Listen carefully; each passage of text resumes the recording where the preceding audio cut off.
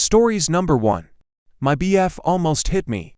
Well, technically I just need you guys to help me make a decision. I have been with my boyfriend for 2 years. We started dating when I was 16 and he was 17. We worked at the same job, and you know the rest. He always struggled with immaturity and his ego, a change for me. In many ways we still struggle with things as we fight, but we're learning to love together. We had gotten into an argument before the incident because I was trying to bring something up, and he wasn't following our relationship rules that we have. I ended up leaving due to his disrespect. Long story short, the next day we worked together. I have made it very clear that we do not talk about personal problems at work, and he ignored this request and proceeded to do such anyways. And on top of that, he approached it in a very disrespectful way that I did not appreciate it at all. We went back and forth for a little bit, and then he went crazy like I have never seen him like this before. Crazy. And I know this man better than anyone. He stuck his middle fingers up at me. He kept telling me to shut the fuck up, to leave him alone, and get out of his life. I simply said, you do not talk to me like that. This relationship will be over. To that he said, okay, fuck you, I don't like you anyway. The way he was talking to me has been happening for about a week now. That I've been very forgiving, as I'm an unconditional lover. We've been through so much, and he shows much sincerity when he apologizes. However, it's starting to weigh on me after the swearing. I work in a restaurant. He came over to the metal prepping tables we had and threw all the bacon pans onto the floor, which created a huge mess. Next, he walked over to the bread he was baking, as he was a baker for the day, and grabbed a chunk from the dough and started walking towards me like he was going to throw it at me. When I was younger, my dad used to beat me pretty severely, so this really scared me after the fact. When I brought up that I didn't like it at all, and then I didn't want to be with him anymore, he treated it like it wasn't a big deal and then just proceeded to make the situation worse. After he had some time to think, he realized that he messed up, and there he was begging me to stay with him again. When we fight and I say I want to be done, that doesn't mean that I break up with him. I usually end up saying that I'm done with him a lot, so we usually don't take it seriously, but this time I think I'm gonna be serious. He knows my trauma and he abused it. He has a history of making empty promises and I'm just ready to be done. But the throwing thing is that abusive. What do? I don't know what to do. He's never done anything like that before. Stories number 2. Aita. For leaving my sister's wedding early after she called my career a hobby. So I too 6F just got back from my sister's 8F wedding last weekend, and I'm still pretty upset about what happened. I'm hoping y'all can give me some perspective because right now, I feel like crap. Some background. My sister Anna and I have always had a complicated relationship. She's the type of always dash on dash top dash of dash everything, super successful one. While I've always been more laid back and creative. I'm an artist, and I recently started my own small business selling my paintings and doing commissions. It's been slow, but it's starting to pick up, and I'm really proud of it. But my family, especially Anna, has always been a bit dismissive of my career choice. They don't get why I didn't go the traditional route like she did. Anyway, fast forward to the wedding. The ceremony was beautiful, and I was honestly so happy for her. I even helped out a lot with the planning. Even though I wasn't the maid of honor that was her best friend, I was doing my best to be there for her because, despite everything, she's my sister and I love her. At the reception, I finally got a moment alone with Anna to congratulate her. I told her how amazing everything was, how happy I was for her, all that stuff, and she just smiles and says, thanks. I'm surprised you actually made it. I figured you'd be too busy with your little hobby business. I was stunned, like, did she really just call my career a hobby? I kinda laughed it off and said, it's not a hobby, it's my job. But she just shrugged and said, well, it's not a real job, but I'm glad you're having fun with it. I didn't know what to say, so I just walked away. I tried to enjoy the rest of the night, but honestly, I couldn't shake what she said. It felt like she was belittling everything I've been working so hard for. So after dinner, I just decided to leave. I didn't say goodbye to her or anyone. I just grabbed my stuff and left. Now, my mom is furious with me for ruining the night by leaving early, and Anna hasn't spoken to me since. My dad is trying to stay neutral, but he did say I might have overreacted. I don't know. Maybe I did, but it really hurt hearing her say that, especially on her wedding day, when I was just trying to support her. Aita. For leaving the wedding early. Stories number 3. My girlfriend's co-worker gifted her a dildo mold of his penis. I found it in her car still in the tube after she got home from work. And I left in it to get cigarettes. At first I thought she picked it up for us to make with me and just wanted to surprise me or something, but then I opened it and realized it had already been made. And this puller was fat. I'm thinking WTF, so I go inside and asked her who made it, and she got all nervous and red in the face like she always does when she feels guilty about something, so my alarm bells are ringing big time. At this point, I demanded an explanation over and over again about where she got it and who made it for her, and finally she tells me that her friend from work gave it to her as a gag gift and it's no big deal. I told her if that's true then she needs to report him to her and get his ass fired, which she refuses to do, so I said today that I'm taking some space away from her for a while and now I'm staying at my dad's house. I think it's super weird this guy feels close enough to my girlfriend of 2 years to give her a gift like this even as a joke, so my red flags are firing at the moment for sure, and she refuses to report a clear fun harassment violation at work, which to me means she's either protecting him or at best humoring this shit, which I don't like, and have told her that every time I try telling her how I feel about this it turns into an argument and she says I'm overreacting about a harmless joke and it's not that big of a deal, and her friends have been blowing up my phone tonight and I'm freaking out over nothing. Am I overreacting? Stories number 4. I 3-5 snapped at my wife 3-1 a week ago and she barely has spoken to me since. How do I fix this? I come to you all as a desperate man. I know I screwed up. I'm sick with guilt and miss my wife desperately and feel like I've truly learned my lesson. I'm begging for help. My wife and I genuinely have a great relationship. A week ago I would have sworn she was as happy as can be. We would talk every morning and evening, laugh constantly, have fun, frequently shower together in the mornings just for an extra 5 minutes together. We've been together for 5 years and still have that can't get enough of each other feeling. I felt so lucky every day since I met her. We've had a little bit of a stressy year for a lot of reasons, but none of them have been about us or our relationship, and we've both felt supported and like we were managing our obstacles as a team. One day last week was a particularly stressful day. We're building a garage and it turns out the architect that designed it, who we've paid way too much money to do so, has a huge structural flaw in the plans. I'm not sure how it passed the permitting process for the county, but it did. And now they've got to tear down and reframe the whole garage, our expense. During dinner, we had a friend over and she cooked. While my friend and I were out with the contractors, she called us on for dinner and she served us plates of food. And my buddy and I sat down and kept talking, and then toward the end she asked if we wanted any more food. I heard her and was going to answer when I finished what I was saying to the friend. But when I didn't answer immediately she repeated the question louder and I snapped. We're good. It came out so much meaner than I intended, but I didn't want to make a scene in front of my friend Dan. Figured I apologize. When he left she went silent for a few seconds, stunned. In retrospect, Dan said okay, then you can go ahead and put it all away then, and left a room. I realized then that she was trying to get dinner put away as it was quite late, around 8:30, and she wanted to get to bed. I put the food away. My friend went home, and after I showered, I went into our bedroom to apologize and she was already asleep. I figured I'd have to apologize in the morning, but she was gone before I woke up, way earlier than she usually leaves. I sent her an apology text, and I really did mean it. I hate hurting my wife. I hate knowing I've upset her, and I hate that I snapped and made her feel like she can't talk to me. No response. Since then, she leaves to go to the gym around 6 a.m.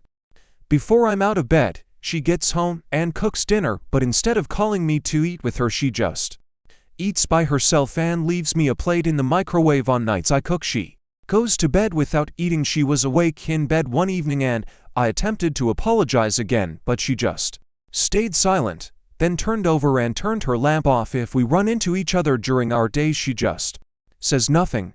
Even if I try to ask how her days was or say I'm sorry, then she goes to sleep way earlier than usual. On Friday, she let me know that her sister and her rented a cabin in the mountains and were going to spend the weekend hiking. I saw pics on Instagram from both of them, so I do know this is true. I texted her yesterday asking if she wants to go out to dinner tonight, and she didn't respond. Then I Texted again, asked if she's still coming to dinner with my parents tomorrow night, and she texted back, I'm exhausted this week.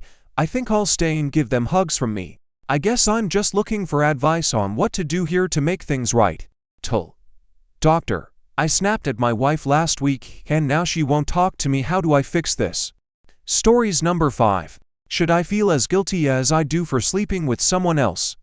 I have been dating this new guy for a few months. Things were going great up until about a week ago. We went on vacation together. He got sick among other things while there and he was very standoffish and cut the trip short. I didn't see it as a huge deal, as I understood most people are not going to be their normal happy selves when going through something, but he seemed to be very affected by it and in med school and was home for the summer. I also have winter off and come off to visit at times between my break for a weekend or so. We spoke about this multiple times throughout the summer and he said he's confident we can do the distance. Then during our vacation right before I go back to school, he tells me he's worried we won't make it with the distance. I said I still want to try and we won't know that without trying. He said he wants to try as well. Then we get home. He tells me that maybe we shouldn't try and that he really does not think it will work with the distance plus everything he has to work on. He brought up the trip and how he treated me. We were supposed to spend that day together, but he said he needed space, so I left. He said he wanted to speak to his therapist about this. He couldn't get an appointment that same day, but he calls me and says he spoke to his sister and again gives the we won't know until we try speech, so let's try. The next day comes by. He spoke with his therapist. He told me that after speaking to his therapist things changed a bit and he needs space. I asked him what he means by space and said, do you not want to talk every day? Not want to see each other when I come home?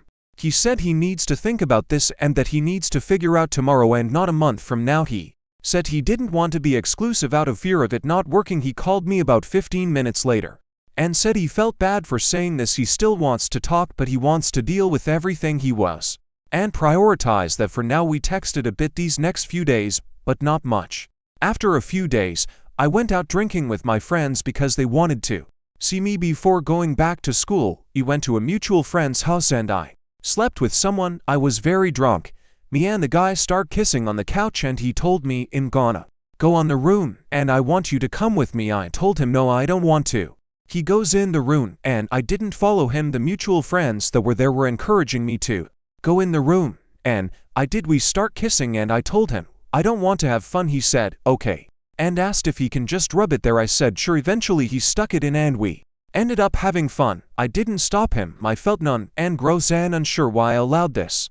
In my defense, I was extremely depressed and drunk at this time. For one, what was going on with the guy I was dating really did hurt me. Prior to him, I only had one relationship, which lasted 7 years, and it ended due to him cheating while I was away at school. I really thought me and this new guy were gonna work out, so him saying this to me right before I left really hurt. Also, I was having anxiety for going back to school. I hate it there.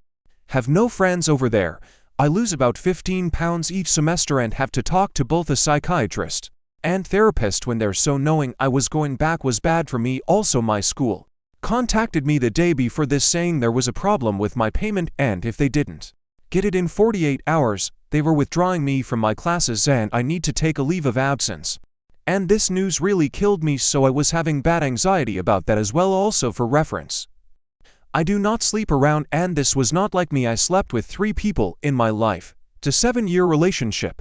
New guy I'm dating and the mutual friend I FaceTime the guy I'm dating the night after and I said I was really hurting after our conversations, that I was confused, and he told me a lot of different things in a short time. He said he thought he was clear but said he does want to try to work towards something that we're not official and he doesn't want us to have a title yet. He said he does hope it works, but he wants to acknowledge that it might not. He said he's not going to date anyone else during this time, and he said by saying he needs space he meant only for a few days.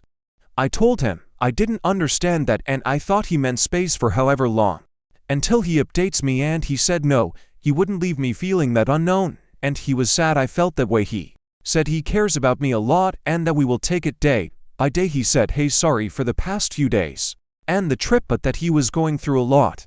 I really like this guy a lot and wanted to work. Besides, the last week our time together has been so great. I Didn't tell him about the guy and I'm scared of losing him if I do him back in school now and I feel like an absolute pause. I feel so gross for that I did with that guy and regardless of not being exclusive I feel it was wrong. It's not like me and I'm very disappointed in myself. The guy I slept with has been texting me, but I haven't responded since that night. I don't know what to do. Stories number 6. I just want to share the time I broke my boom box on my ex-BFF's head. This was 10 years ago.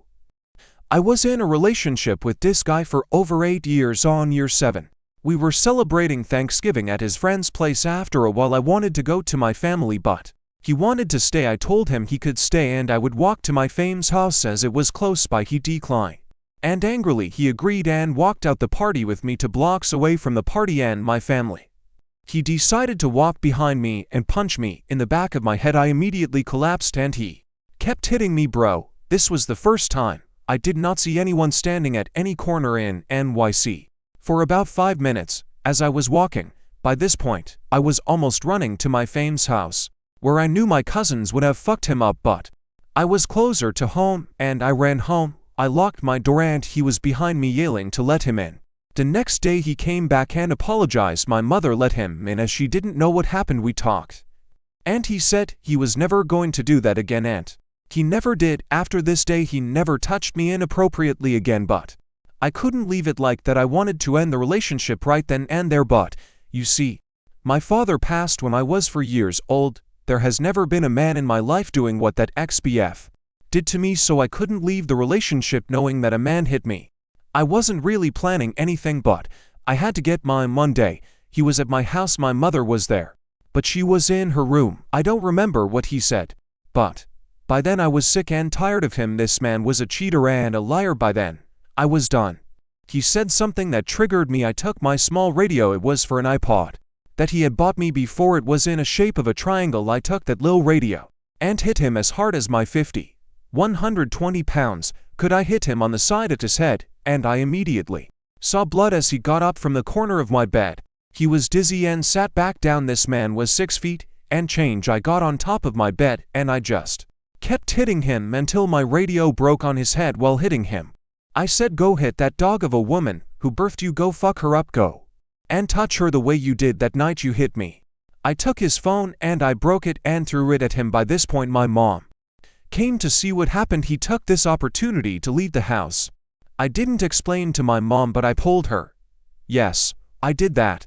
The next day he came to my house and he apologized to me for everything. He didn't want to end the relationship, but I told him, remember you wanted to take a break from the relationship a couple of months ago.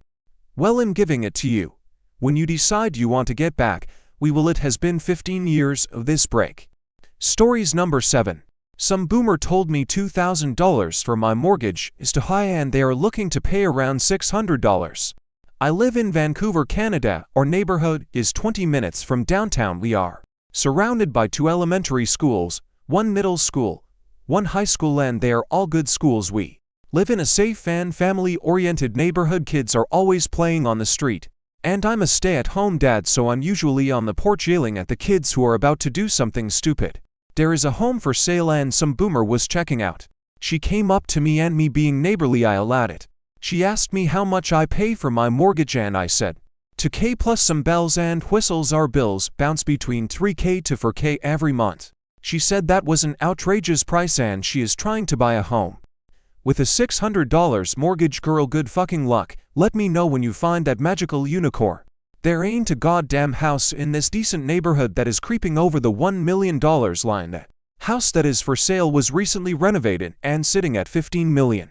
I tried telling her that we are the lucky ones because we bought this home in 2016 and put a massive down payment on the place, but no, she just kept going on and on about my outrageous mortgage and how her and her husband bought a cute little house back in 1960 for barely $1. Okay. She left before I could ask her what she thinks the price of bread is. Just, girl, what in the fuck do you think housing prices in a decent neighborhood go for these days? I gossiped to the neighbors about this and they told me to add more pride flags to our lawn to keep the delusional boomers away. Stories number 8. My fiancé to for I to for F have been dating for 6 years. He proposed to me a few months ago. which was the happiest moment of my life. We set our wedding date for this December. However, after what happened last night, I am seriously considering breaking up with my fiancé, and am unsure if I am in on my fiancé. My brother and I were all walking back to our car from dinner at a nice restaurant. The car was parked pretty far away, as the place was packed, so we had to walk quite some distance. It was late at night, and as we were walking, a person in a bike came to the side of us and stopped us and demanded we give everything we had. My fiancé panicked and just ran away. But my brother, after talking to the man for a couple of minutes, just attacked the man. And long story short, my brother beat him up. The man had no weapon. It was just a fake gun. I called my fiancé after that and told him everything was fine and that we would pick him up. My fiancé still seemed a bit shaken, but I explained to him everything was alright, and my fiancé thanked my brother a lot.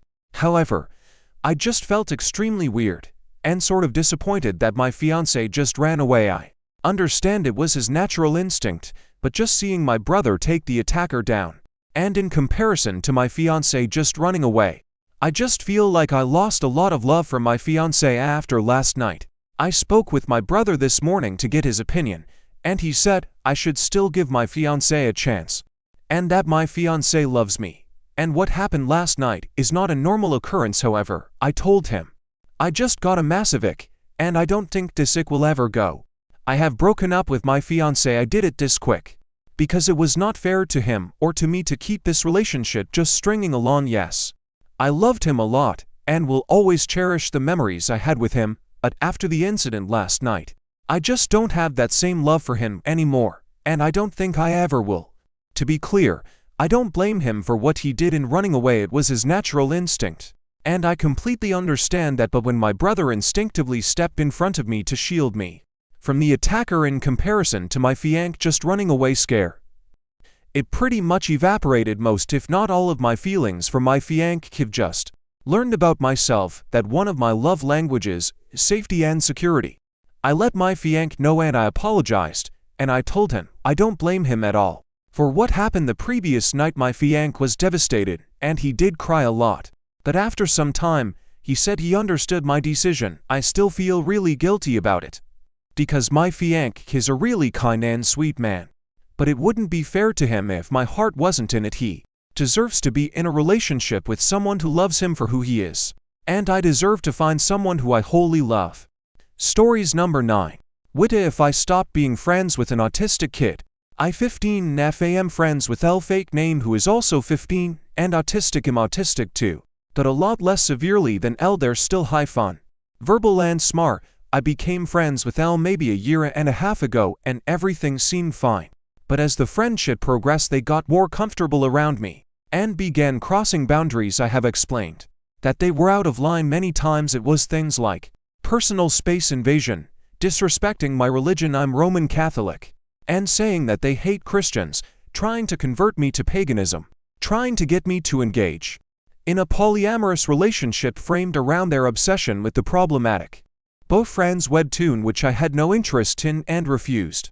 But they asked repetitively and frequent discussion of topics I was uncomfortable with no regards to the volume of their voice. As I mentioned, I'm also autistic, meaning I can sometimes struggle with noise levels if I am excited about something, but I focus on it if I am discussing a private or controversial matter, such as their identity as an African American, their white, their passion for problematic people, creators, and fun topics. I have tried recently to distance myself from L, but they haven't picked upon any hints. I'm back to school now with L in a few of my classes and I cannot cope with them trying to sit beside me in class yet into my ear when I'm trying to pay attention to grasp what I'm being taught and pass the class, or with them sticking their cold clammy hands down the back of my school blouse, or with them yelling about uncomfortable topics in the middle of class, or with them sitting on top of me at lunchtime and taking offense when I ask them to move WIBTA if I stop talking to them. How can I go about this with minimal awkwardness and being able to maintain mutual friendships? Ty for any advice. Stories number 10. Aita for refusing to give my baby to my twin sister who has always been the golden child. Hey, Reddit, I'm in a really tough spot and could use some outside perspectives. I'm a 28-year-old single woman Currently 7 months pregnant and living on my own. My sister and I are twins. But she's the golden child in our familial ways, getting special treatment, praise, and the best of everything. Growing up, she was the perfect daughter in my parents' eyes. While I often felt like the overshadowed one, it was like our entire childhood revolved around her being showered with gifts and accolades, while my achievements were downplayed or ignored. Now she's married, and I've heard her husband is great. But they've been struggling with infertility. The situation has now taken an insane turn. Recently, our parents approached me with a shocking proposal. They want me to give my baby to my sister and her husband once it's born because they believe she deserves it more. My heart sank when they expressed this. They argued that since she has a stable home and a family, she is better suited to raise a child than I am, given that I'm a single mother. This left me feeling heartbroken and furious. I get that they're excited about being grandparents, but have worked hard to prepare for this baby, and I firmly believe that my child deserves to be raised by me. Sure, I might not be a picture-perfect family in their eyes, but I have love to give, and I can provide for my baby. I thought my refusal would put an end to their unreasonable expectations, but instead, they escalated things. They staged a family meeting where they tried to pressure me further. Mom even went as far as to give me an ultimatum saying, if you don't do this for your sister, we will withdraw all support for you and will stop considering you part of this family. This completely blindsided me, and I was left feeling more isolated than ever. I've since expressed my clear stance. My child is not a pawn in this ridiculous game. I've told my parents I'm not giving up my baby, and frankly, I was surprised that they would ever even ask, but I am worried that my refusal might permanently fracture our already strained family ties. So, Reddit, aita for saying no to my parents and refusing to give my baby to my sister. TL. Doctor, parents are pressuring me to give my baby to my twin sister because she's infertile and deserves it more. I refused, and they threatened to cut me out of the family. Aita for standing my ground. Update. Thanks for the comments. I didn't expect this to blow up so much. A common theme in the comments is people suggesting me to move or get cameras, which I currently can't do either. I can't get cameras because during the fight that caused me to move out of my parents' home, they broke my laptop and I can't afford a new one yet. I also can't move because I can't afford a new house. I'm still recovering from buying my current one because that was only 5 months ago, thankfully. However, they don't know where I live. I also forgot to include this, but my sister and her husband live with my parents. Update 2. People keep asking me why I need to be told if I am the jerk and if I need to cut them off. It's because part of me can't help but feel insanely guilty for cutting them off and denying my child grandparents and an aunt. Update 3. I have read your comments and decided to cut contact with them. I blocked them all today, and they have been posting about me nonstop on social media. They have most of my family on their side. Before they made up a story that I agreed to carry a baby for my sister and her husband. My family other than my parents and sister live a few hours away, so they don't know about the favoritism. Stories number 11. Have you gotten married after a divorce, when previously you had no interest in being married again? My mom is in her 50s and recently got divorced. She has talked about dating again, but never getting married. I'm a little concerned for her because it's opposite of everything she's believed in up to now, and I think it's due to the frustration of her previous marriage. I want her to be happy with someone, but she would never move in with somebody if she was not married to him. I think she would be missing out on the close relationship she seems to have always wanted by excluding the idea of getting remarried this early. I also wonder what that would show my younger siblings that still live with her. Have any of you had the same thoughts as her and changed them later on, or are you still of the same mindset? Stories number 12. Am I wrong for wanting leave my pregnant GF? Okay, before you go judging me, read the full story. Basically, I am extremely unhappy in this relationship, and it is definitely a little forced. She cheated on me a while back and kept going with it until she finally cut it off. She begged me to stay in for some reason. I stayed cause I'm an idiot, but I really did.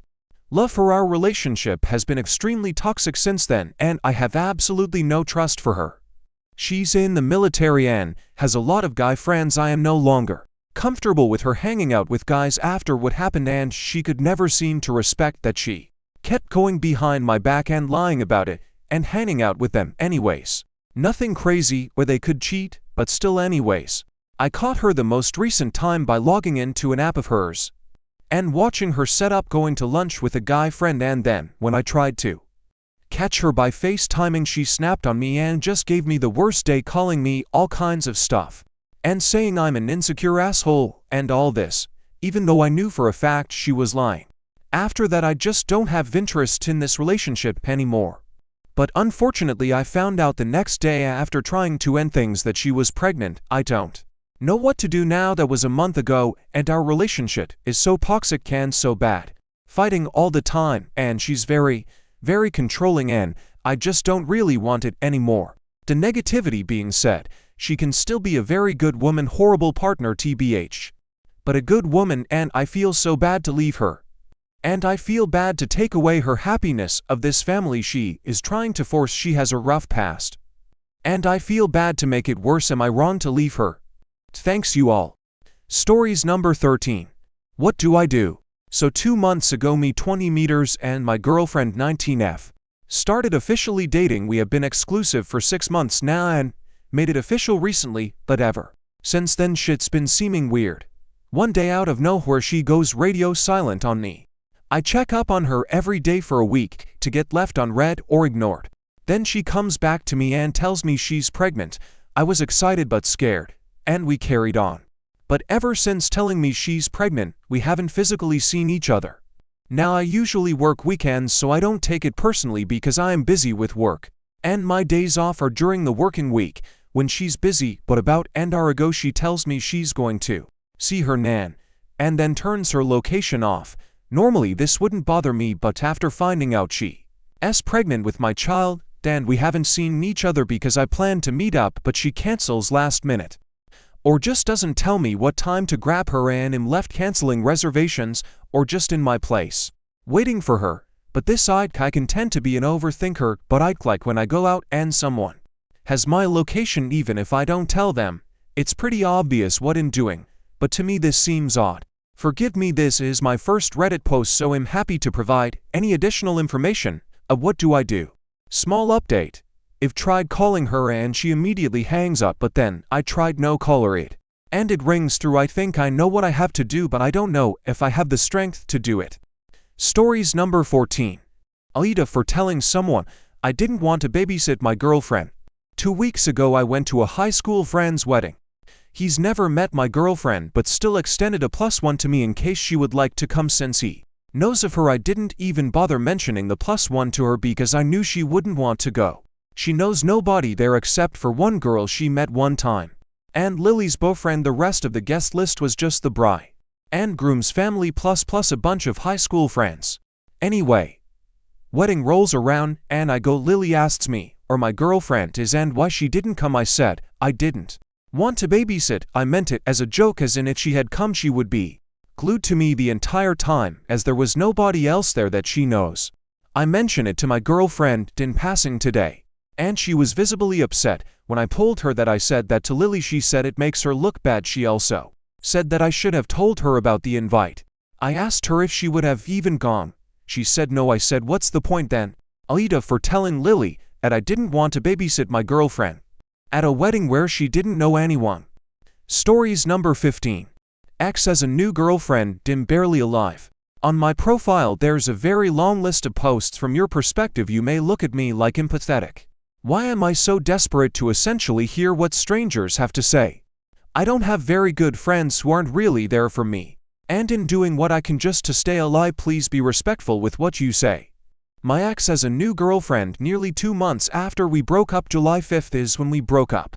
I'm an emotional wreck because I just cannot fathom how somebody said they wanted to marry me, have a family with me, and that they'd never find love again if we broke up, only for them to now have a girlfriend this soon. After our 4-year relationship, it felt like he never even grieved or cared that I was gone. My absence doesn't destroy him the way his does mine. I know I shouldn't feel so strongly about somebody who cheated on me. To make matters even more painful, his girlfriend is a girl in which he told me was his cousin for half our relationship, to which he actually revealed was just a friend who he didn't want to tell me was a friend. BC apparently I would've gotten mad. I did get mad, but only because he said he was her cousin and gaslit me when I Questioned it BC or remember them flirting on Instagram some months before we got together. In just looking for some constructive advice on how I can stop caring over this, my heart hurts so bad. I get physical chest pains, I can't eat. I got into my dream university and flunked it completely because I failed an exam that I took. It feels like it'll never get better. Stories number 16. Aita for being very upset that my wife is helping her friend cheat on her husband. A while ago, my wife and her friend went on a weekend trip, which seemed fine. Turns out, the friend didn't really want to go on the trip.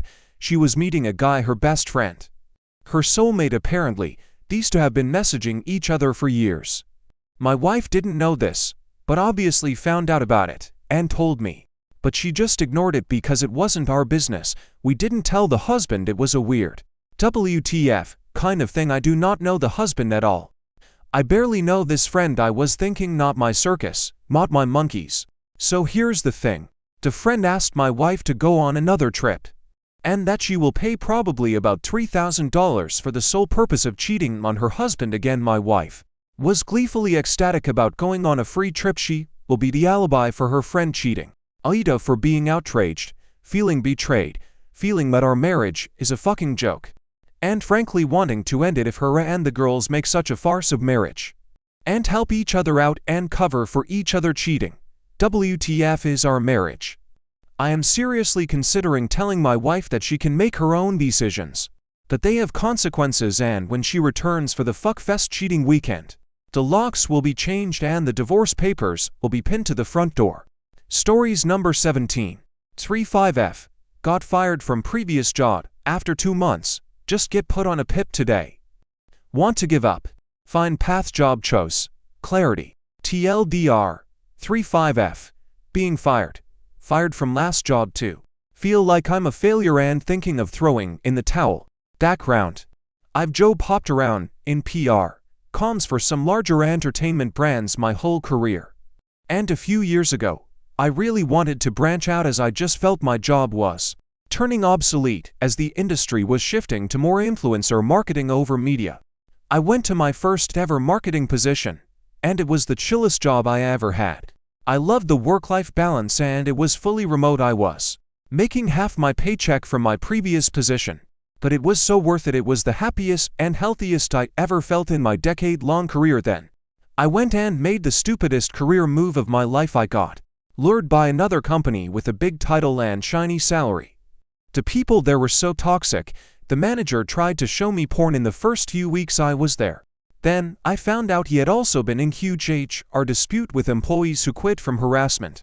And the office was as big as a closet with 5 people and company storage crammed in the same space. I hated it. And it was doubled by the fact I had left my dream job for this shithole, filled with toxic people in a crammed space with triple the amount of work outside of the position title. They laid me off after 2 months. They may have laid me off because the company soon after had 30% layoff of staff. But it could have been that I was completely hating the position and maybe not hiding it well. That was a year ago. After 6 months of searching, the only job I could land was at a marketing agency where I'm working as a full-time marketing strategist for the first time in my life. I've been here for almost 6 months now and have barely made the agency any money. Ew, this was another bad fit going in, but I needed money and this stinking fucking job was all I could find. I completely pull at this job, I won't deny it. I think I'm horrible at the job, but at the same time, they gave me no resources to work with. I'm the sole strategist in my branch. The other senior strategists based in other offices refuse to work alongside me because it's too much of a hassle and they don't have time to work with me, and wanted me to hit the ground running by myself. And to top it off, I told them before I joined that I didn't want to do sales, but I'm making their sales presentations for prospective customers. I have so little confidence in making sales presentations that I haven't given one sales presentation. Yet it also leads me to not being proactive because I really don't want to do sales. I also don't feel comfortable making sales presentations that are so obviously not backed by real data, because my company won't pay for data reports until the client signs with us and covers that cost. I think our reports look amateurish and I'm embarrassed by my lack of experience and actual data. Since I only have Google search as my sole tool, I think I can be a hard worker, but this is too much ambiguity for me. And I told them upfront before I joined that I didn't want to do sales. I just got the PIP today, which I know is a soft firing. Being fired twice in a row and the goddamn loser. I'm coked, I'm done. I don't want to try anymore. I pull at everything I do. I don't want to work. Unless I'm passionate about the product and know what I'm doing in my position.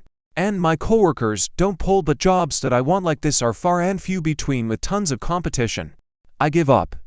I do have my own personal YouTube channel that has 96,800 subscribers. I've grown this channel in a year and a half. I'm passionate about making content but want to do it as my own thing, i.e., without managers shaming me about KPIs when, if a video doesn't perform well, this YouTube channel does make me a tiny bit of cash on the side, but I'm not confident I could turn it into a full career. I think content creation as a job has the potential to be interesting, but I bet I'd be shit at doing it professionally the moment I have to back up my decisions with data and consistent growth. Also, I don't have any content creation for my resume except for my YouTube channel. And I've heard many people say to not put it on your resume since it shows the company you have a side gig. I love art, I love movies, I love the entertainment industry, but who the hell doesn't? Haha. I just don't know where to go with my life. I just want to enjoy life, travel, make content without worrying about the bills, and I think that's impossible. So I honestly am just thinking of checking out early. I hate myself, and I hate how incompetent I am, but most of all, I hate jobs. I hate working, and if this is what life is, I want to leave permanently. Well, that was a ramble, but if you did manage to get through that, I would love some advice. Stories number 18. Ayo for wanting to expose my sister's music instructor for being disgusting and a creep. My 18 F sisters, one for F friend, one for F Nina, is in a bad situation, and I don't know what the best thing to do is because my sister doesn't want me to get involved. But I think it's too late. They have been best friends since they were in elementary school. She's a sweet girl who comes from an unfortunate home life. My sister and Nina are both in their high school's music program. School started a few weeks ago. And after school, the both of them practice for the upcoming show. There is a coach. I don't know how else to explain it, but he helps with their specific instrument. I don't want to give too many details away, so bear with me. This coach's name is Matt, and he is 23. Apparently, after the first week of this after-school practice, he asked Nina for her Snapchat information and began talking to her, asking her vulgar questions. And from what my sister tells me, Nina said that Matt is eager to take her virginity. Don't want to get too graphic for all the creeps on here, but it's just no appropriate whatsoever. From what my sister tells me, they haven't slept together, but he picked her up during school hours to skip, and they had just kissed. I asked my sister if Nina's parents know, and she said that her mom found out that they kissed and messaged Matt to stay away from her, but I don't think that was enough. I told my sister that I'm going to tell our parents and the ouchoo, but she told me if I do that, Nina will never talk to her again. And then she won't talk to me anymore. I understand her feelings, but I also can't look away as an adult. I want to message Matt to stay away and cuss him out, but I told the school officer instead. And he said that since he's not technically a school or city employee, there's not much they can do but do an investigation to let him go, but said they are not legally responsible for what happens after school. Stories number 19. Am I overestimating the average person's manipulativeness? I consider myself very bad at manipulation, but anyway, I've been thinking about it a lot. And I sometimes worrying about surviving in the real world. With so many slimy people, I've been reading The Lucifer Effect by Philip Zimbardo, and it's making me wonder how susceptible I am to manipulation myself. Could I really be manipulated into turning evil one day? I don't like to think about it. I'm 17 and I feel so far behind. I sometimes wonder if everyone is really much more manipulative than I originally thought, and I'm just the naive one. I'm just nervous about the future. I don't like to think about it. Will I have to manipulate the manipulators? Is that the best way to do it? Get caught up in the game? How else could I do tangible good? I don't really want to do it. Stories number 20. Aita for not telling my overly dramatic mill about my stay. I 3OF am pregnant with my husband 26 am right now. I am about 28 weeks pregnant and have been having some blood pressure problems as of late. One night my blood pressure Was up super high when I mean high I mean 180 111ths. And have been told of it would to get that high head to the so I did have been at the hospital. For a few days we try not to tell his family too much cause his mother and brother my in-laws start to act up really bad and make everything about themselves or start to judge me and say cause I do this or I do that or like my mother-in-law says well I did this cause I had preeclampsia to you're just making a big deal. My mill did have preeclampsia with my husband and had him at 34 weeks. I also was just diagnosed with preeclampsia. It's been a bit hard since I'm a lot early on in my 3rd trimester and still have some time away from my due date, so when we figured what it was that was causing my pressure to go high we decided it was time to tell his family. He did explain that we weren't taking too many visitors. Just him and my mother, that we didn't want somebody to come into the room and start causing me to have my pressure go up high, and his mother does that because like I said, she judges me so much. I didn't even have my family in the room, just pretty much my husband and my mother also. The two that will take control if something were to happen, so if my husband's not here, my mother makes those decisions, and if my mother isn't there, it's my husband. That's who I want. I wasn't doing good. One day my blood pressure skyrocketed. The nurses were trying to get me under control. I was vomiting. I couldn't see straight. I genuinely thought I was going to have a C-section that day, and I just wanted my mother and my husband. I didn't respond to her text the first time, and I made the nurses call my husband to let them know that his mom wants to come to the hospital, that I don't want her there at the moment after cause I was having so many things going on and I just didn't feel comfortable to have visitors. She got off the phone with him and sent me a long-ass message. Mind y'all, I couldn't see shit. I only saw her saying she's the mother of my husband and that she needs to know everything. I gave up and started crying from stressing me out, causing me more issues. I'm in the phone with my husband. He is stressed out now, and his brother is also making things worse too. We've talked about going no contact with her and his brother, though we still have a very close relationship with his dad. He told up not to worrying about them, that he gets them handled for us, and my husband has gone no contact cause we did lose a baby last year, and his mother made everything her cause she was no longer a grandma. My husband did tell her then that this are gonna be different now that I come first, now not her. I feel like since then she's hated me. We can all see that now that I'm pregnant again, and it's a boy. She seems to be upset cause hold back from telling her thing cause of how she acts, and sometimes it's out of control. Like what to do? I need advice, and am I an asshole for taking care of our family? Stories number 21. I told the girl I babysit about what a period is, and now her mother is really angry at me because of it. How can I tell her that I really am very sorry and she doesn't believe me? I'm 18 and have been babysitting my neighbor's daughters for about 2 years. I'll call them Anna and Nora. Anna is 7 years old and Nora is 6 years old. I mostly look after them as a favor for their parents, although they pay me a little, about 15 euros for an evening, so the money is a factor. That they're cute children, and I enjoy looking after them. Their parents are nice. That their mother is quite religious, which can cause her to have some strong opinions, but she's generally quite tolerant. The girls' parents had gone out to dinner, so I was watching them for the evening. It was going as it normally did. They had dinner, had a bath, and we were watching some television before I put them to bed. Unfortunately though, I got my period. While I was there, my periods can be a little unpredictable and I don't have a lot of signs before it happens, so I wasn't expecting it. I bled a little onto my pants. Thankfully not onto any furniture, but Anna noticed it. She was quite worried because her sister had to get stitches recently after she had an accident, and so she thought something was wrong with me because of the blood, even though it wasn't much. I told her it was okay and nothing was wrong. I just wanted her to leave me so I could go to the bathroom and fix it, but she didn't believe me. I gave her a very basic explanation, just so she'd understand I wasn't dying, but unfortunately she's very curious and in a questioning phase at the moment. She let me go to the bathroom, though when I came back she asked me more about it, so I did explain it a bit more. It wasn't that detailed or anything. I didn't think it was that bad to tell her if I wasn't going that much into it. Basically what I told her is that it happens because once a month your body is preparing itself for pregnancy, and when you don't become pregnant, your uterus will remove it, and that is what the blood is, and that it will happen to her when she's older but not yet, so she doesn't need to worry about it. She seemed happy with that explanation. So I left it. I had an older sister, and where I grew up, we got quite extensive education about that sort of thing, so it didn't seem like a significant thing.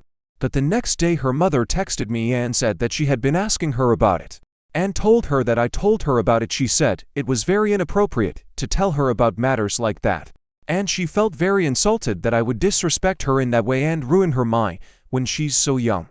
And I don't really know what to do. I don't think people should tell children her age about things like fun.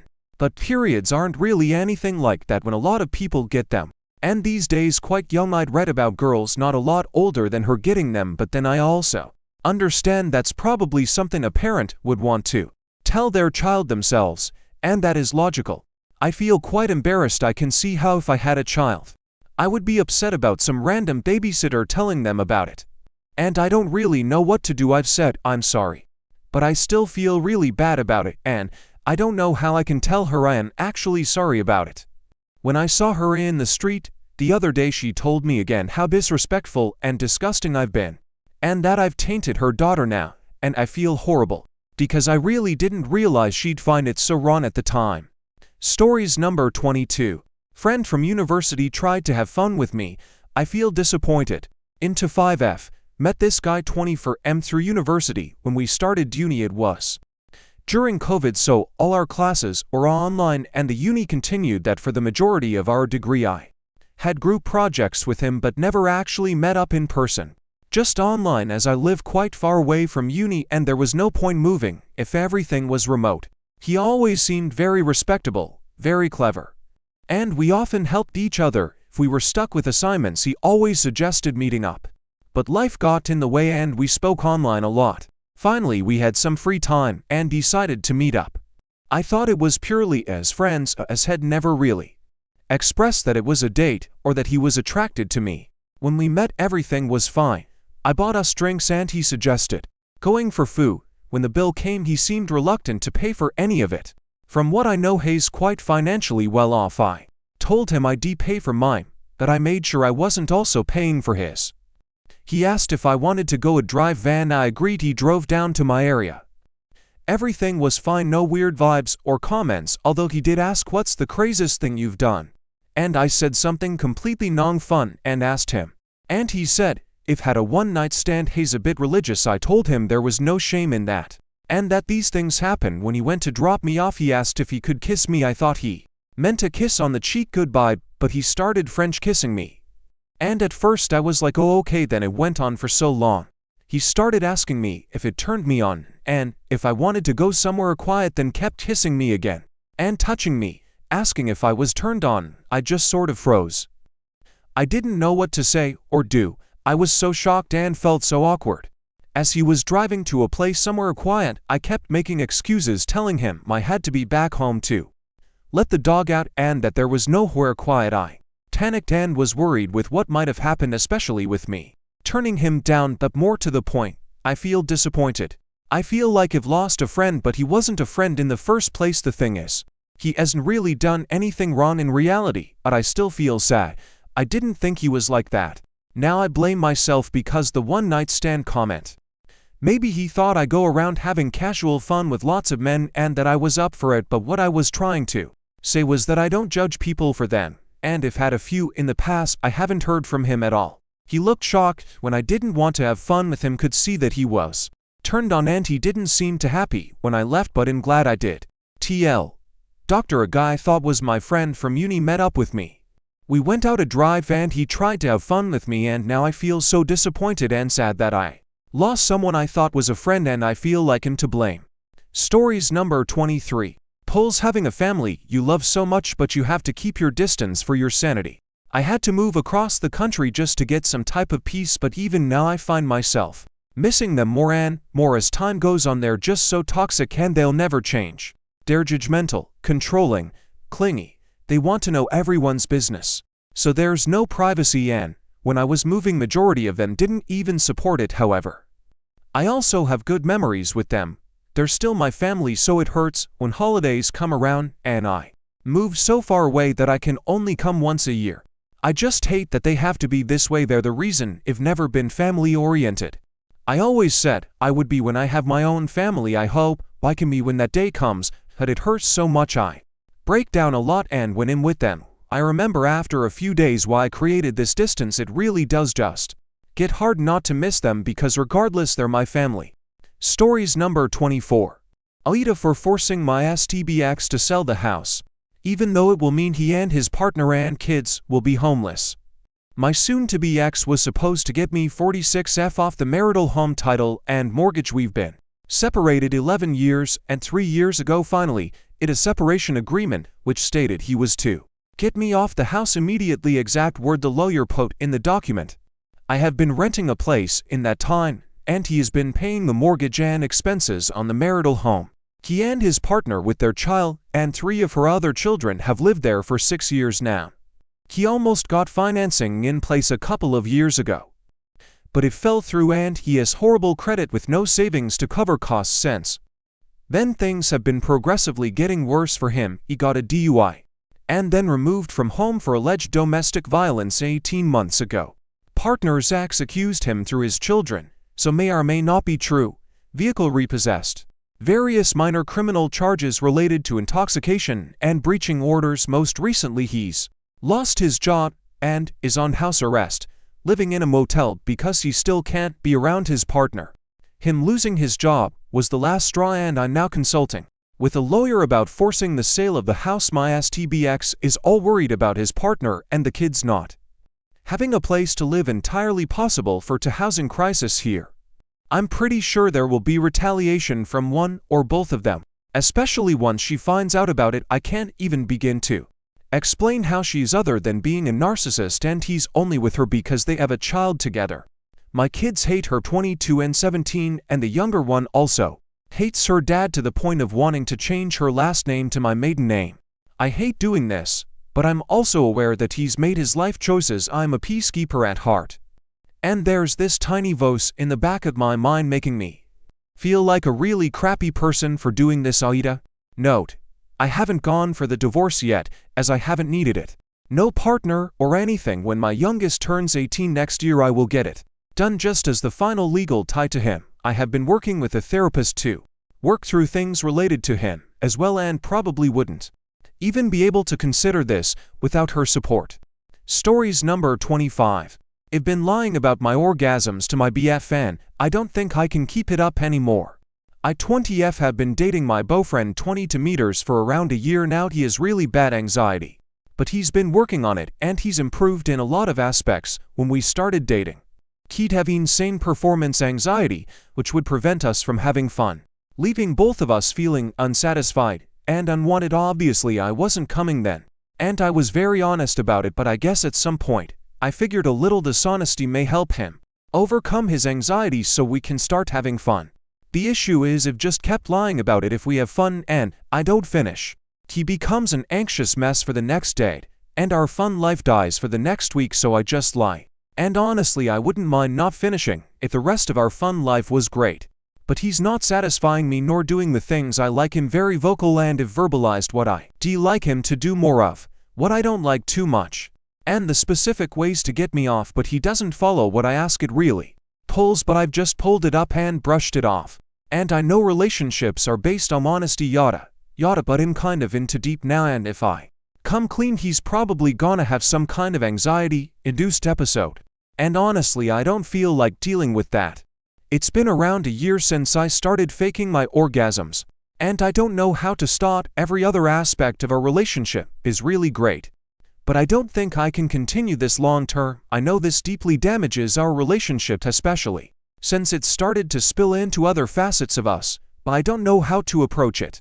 I kind of feel like we're doomed, but some part of me feels like a shitty fun life isn't a valid reason to break up with someone. I'm feeling kind of stuck and I'm not sure how to proceed. Stories number 26. Aita for calling my friend a hypocrite for her political views. My 23F friend Grace and I got into a bit of a falling out over this upcoming election. Grace isn't registered to vote. I tried talking to her about it during the last election, but it didn't get anywhere. I'm not trying to ruffle any feathers on here, so I'll just say I'm progressive and I have very humanitarian values and beliefs. What Grace's political views are, but as politics and the racial issues had become progressively worse, I've noticed what kind of people vote and what kind of people don't vote. Grace said she doesn't have a political party because she agrees that both are too extreme. I don't see how human rights are extreme, but okay, I find it hypocritical because she's a hippie and Buddhist and wants to preach about not hurting animals or eating them, yet stays neutral about very pressing social issues. She thinks that protesting doesn't solve anything and people just need to reduce their own personal actions rather than everybody else. Meaning not being personally racist or environmentally bad. I think it's deeper and more complex than that. With abortion, I believe it's not the government's business at all. No matter what she thinks, there needs to be restrictions, but kept legal, meaning after the second trimester unless a woman's life is in danger. I don't see how a woman's life needs to be in danger to get human rights. Anyways, I brought up this election last weekend at a small get-together and explained how important it is. I asked if she was registered. She said no. I said how important it is, and she said she doesn't agree with either sides. I looked at her outfit, her style, and said, aren't hippies progressive? Didn't they fight for change? She said no, they realized that fight wasn't theirs to fight, and the only thing you can do it choose to participate in society or not change it. Haven't heard from her all week. Stories number 27. Aita for blowing up at my mom after she said I was being lazy and should have a job by now. 27 meters. Around a month and a half ago our department cut its funding, and I got laid off. No promises of returning either. I'm a case manager. Honestly, after 3 years of it, I'm not ready to return neither. I only got paid $18 an hour and was stressed out almost every day with a big caseload of clients. Since being laid off, I probably applied to 30 different places. I lost count. My mother is helping me as well. I've had no follow-up phone calls and can't believe it's this hard. 8 years ago you could just walk in anywhere, hand a resume, and get an interview same day. Now everything is online. No person ableness at all. The only place that called me back was an entry-level stocking position, and they called and told me that they had other more qualified candidates. LOL. Here's where my mother comes into play. She sensed me getting frustrated about the job search and will send me links of places hiring in the area. The problem is my mother is much old-fashioned. She's in her 60s and just thinks that I'll get hired anywhere because I have a bachelor's degree. Just yesterday she sent me a supervisor position at a factory and said, you have a bachelor's degree, you'll be at the top of the list of candidates. Like mom, another one just told me that they had more qualified people to stock the shelves. She gets upset when I say that I'm not gonna even apply because I'm wasting my time. She feels that I'm being lazy. We got into it and I thanked for the help but told her that times are changing and it's just not easy to get a decent job anymore. I can appreciate my mother's help, but don't like being put down for being lazy when it doesn't make sense to even waste my time. Stories number 28. I'm very unexperienced about dating, so I need advice. I met a girl on some app, not dating app, and she is very cute and nice. Like I've never seen something like that. After maybe a month of chatting every day and night, I was sure I'm in love with her and we exchanged Instagrams and continued chatting there. I hesitated to tell her I have feelings for her because at the start of our chatting she often used to tell me how guys on that app are bothering her a lot to be in a relationship, and she said she doesn't even want a boyfriend at the moment. But when we started to talk on Instagram, it became more personal and we became 100% confident with each other, so I became a bit flirty. She often laughed and sometimes was flirty too. She also often used to say how I'm her closest friend and how I'm the only person with whom she wants to talk from all the people she met on that app. So I thought I had enough time to become more and more flirty step by step until the moment when it would become obvious. She has great reactions on all of my flirty messages, so I thought it's almost the finished thing, but I still hesitated because I didn't want to lose such a person. It was all nice until she told me that her friend asked her for a relationship again, and she said that she has asked me sympathy for him, but she isn't sure. I accepted it somehow until I found out that she met that guy on the same app where I met her. It pierced my heart literally. Even worse thing is that it seems like she doesn't have just sympathy for him, but a real love, even though she refuses to say that directly. The fact she is talking about him with me bothers me a lot, but I don't want to be rude or cut the connection with her. But on the other side, I really don't know what should I do next, because the whole situation is messy. One important detail is that we are still kinda immature 18-19 years, so keep that in mind. Stories number 29. Aita for breaking up with my girlfriend after she resigned from her job.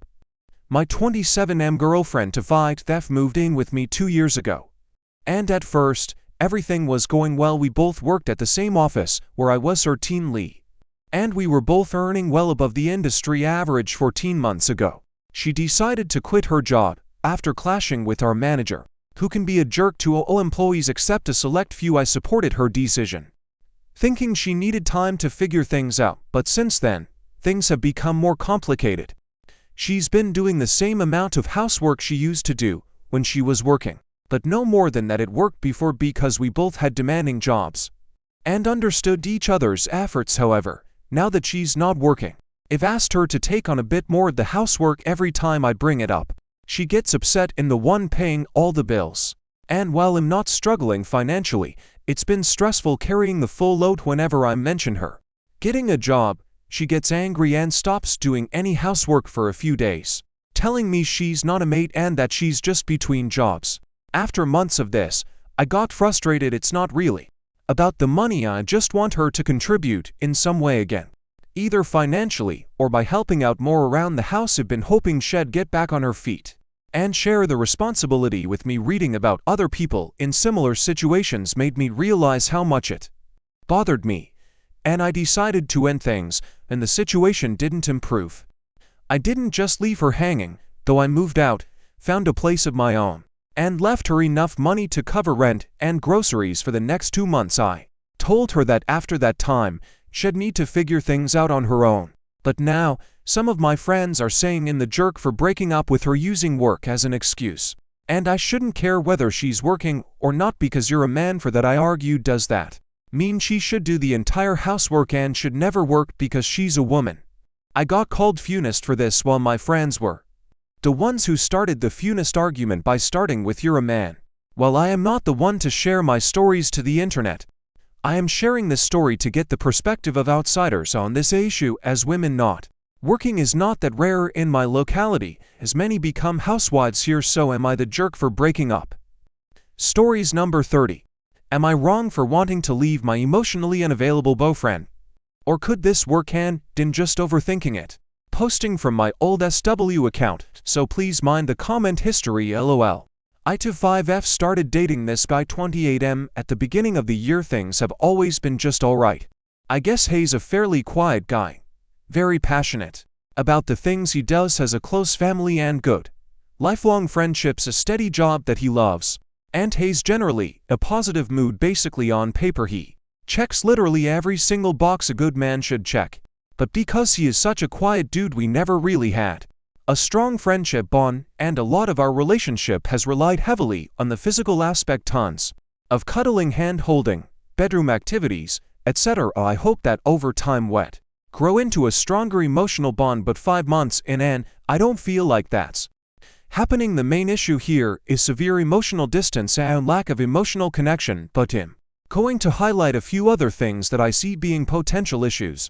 He drinks a lot. I was heavily drinking when we first met, so I didn't give much thought to it. For me, it was definitely just a phase of my life that I was going through. I was working 2 to 3 jobs at a time and didn't have any free time, so if I wanted to see my friends, the only option I had was late nights out at a bar, which is how I ended up meeting my partner. I figured once we settled down he would also start drinking less. Safe to say this hasn't happened. I've never seen him go more than 4 days without a drink. I did end up confronting him about his drinking last week after 2 alcohol-related incidents. In so many words, he basically said, "I'm not the first person to comment on his drinking, and it doesn't not concern him, but also doesn't really seem to concern him that much." I told him he could handle this however he sees fit, but that I'm watching and this is a potential reason I could walk away. Quite frankly, I'm not in the business of fixing people.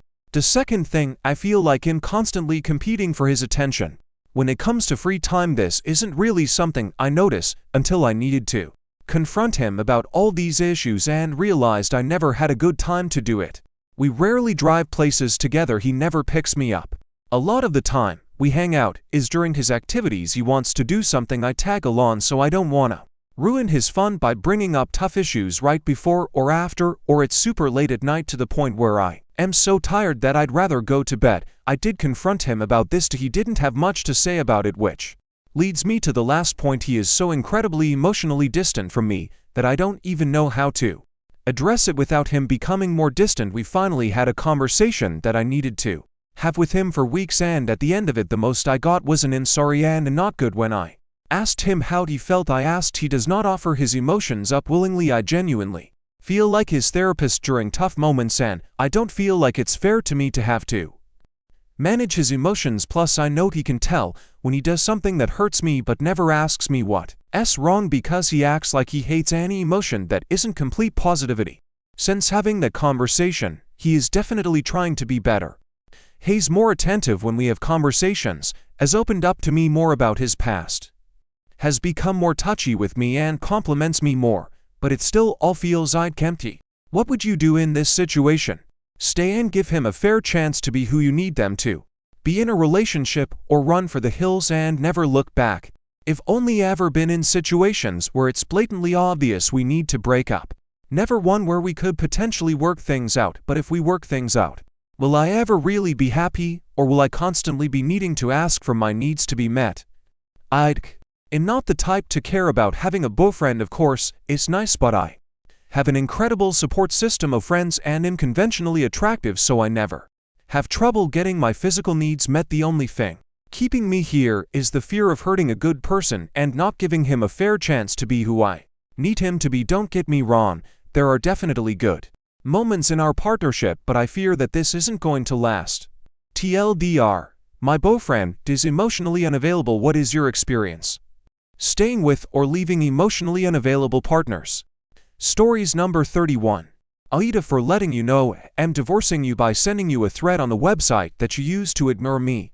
Tiny update. Stefan has seen this post. He is mad that apparently one of you found him. Based on the rate my boobs thing, he has deleted his account for any purposes. I want to clarify that I left out any actual incriminating information that could lead to doxing him. Any and all people who are pretending to know me or have any incriminating information about me are lying. I am not from South Carolina. I am not moving in with any other guy, and I am also not sleeping around. Hi Stefan, maybe you will finally listen. And if you're wondering if you can just speed home and stop me from doing this and leaving, it's too late. I'm sending you this after I've already loaded everything in the car and left. Don't worry.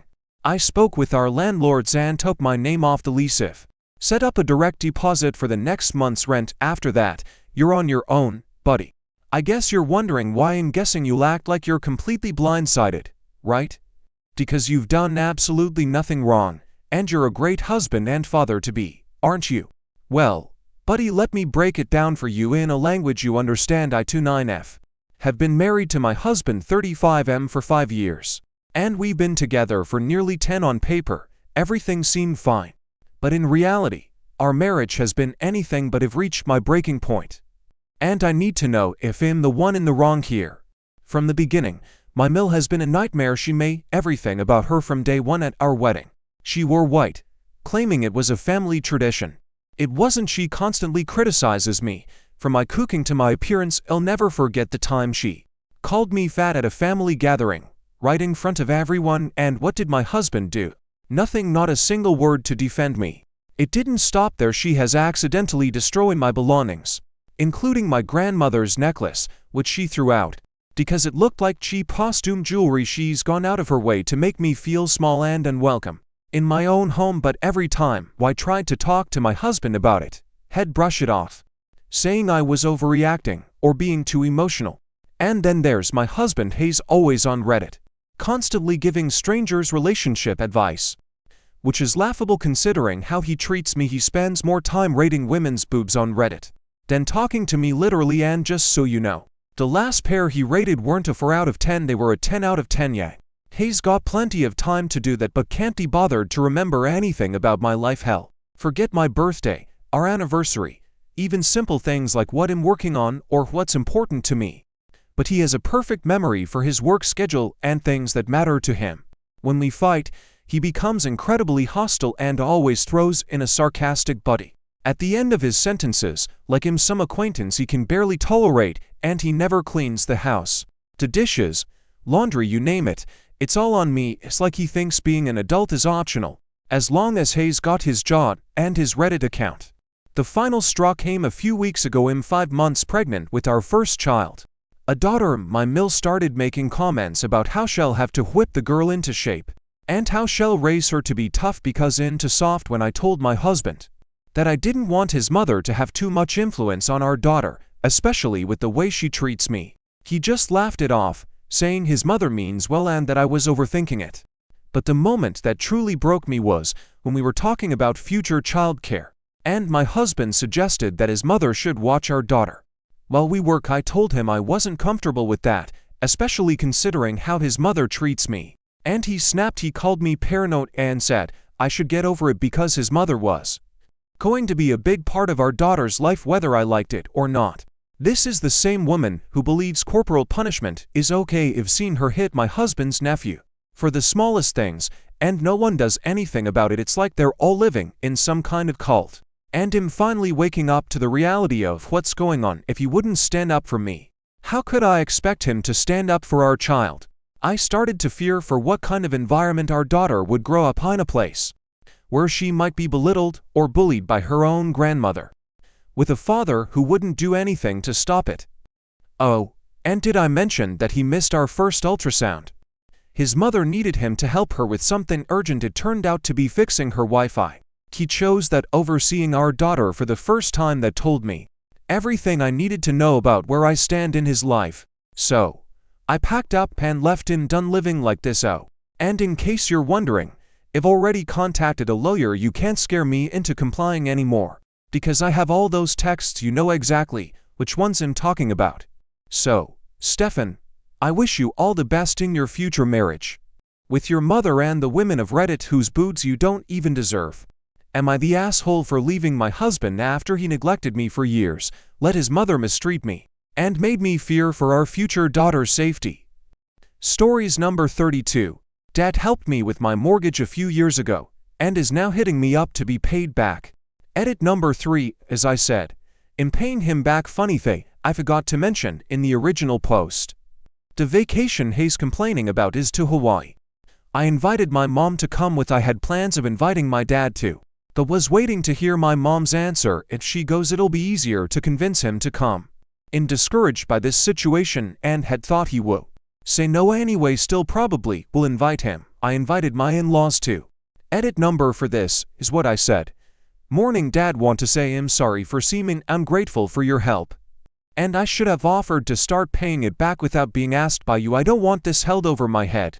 Either every month I'll be sending you $100 and hope that's acceptable for now. I had plans of inviting you on our next family vacation to Hawaii, and still would like you to come. I invited Mom last week also. If you want to come, we are going next January, and I'd like to pay for your plane ticket. I rented a nice large unit that can accommodate all of us, and really would like if you came with. I thought you'd be quick to turn me down, and hope him wrong.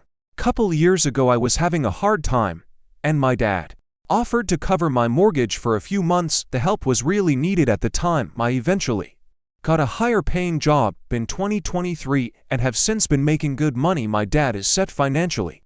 Was not a stretch at all to help me, and have quite seriously never asked for his help ever in my life. Been on my own since I was 19, and had a strained relationship with him since I was 13. Now that I'm doing good, Hayes complaining about me taking my family on a vacation before paying him back. I thought he was helping us out of the goodness of his heart, not with strings attached expecting to be repaid. It rubs me the wrong way, because Hayes, my dad, and him and my mom got a lot of help from my mom's parents covering the mortgage when I was growing up.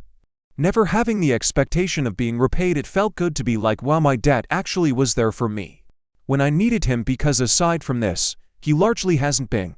It's truly less about the money for me than it is souring.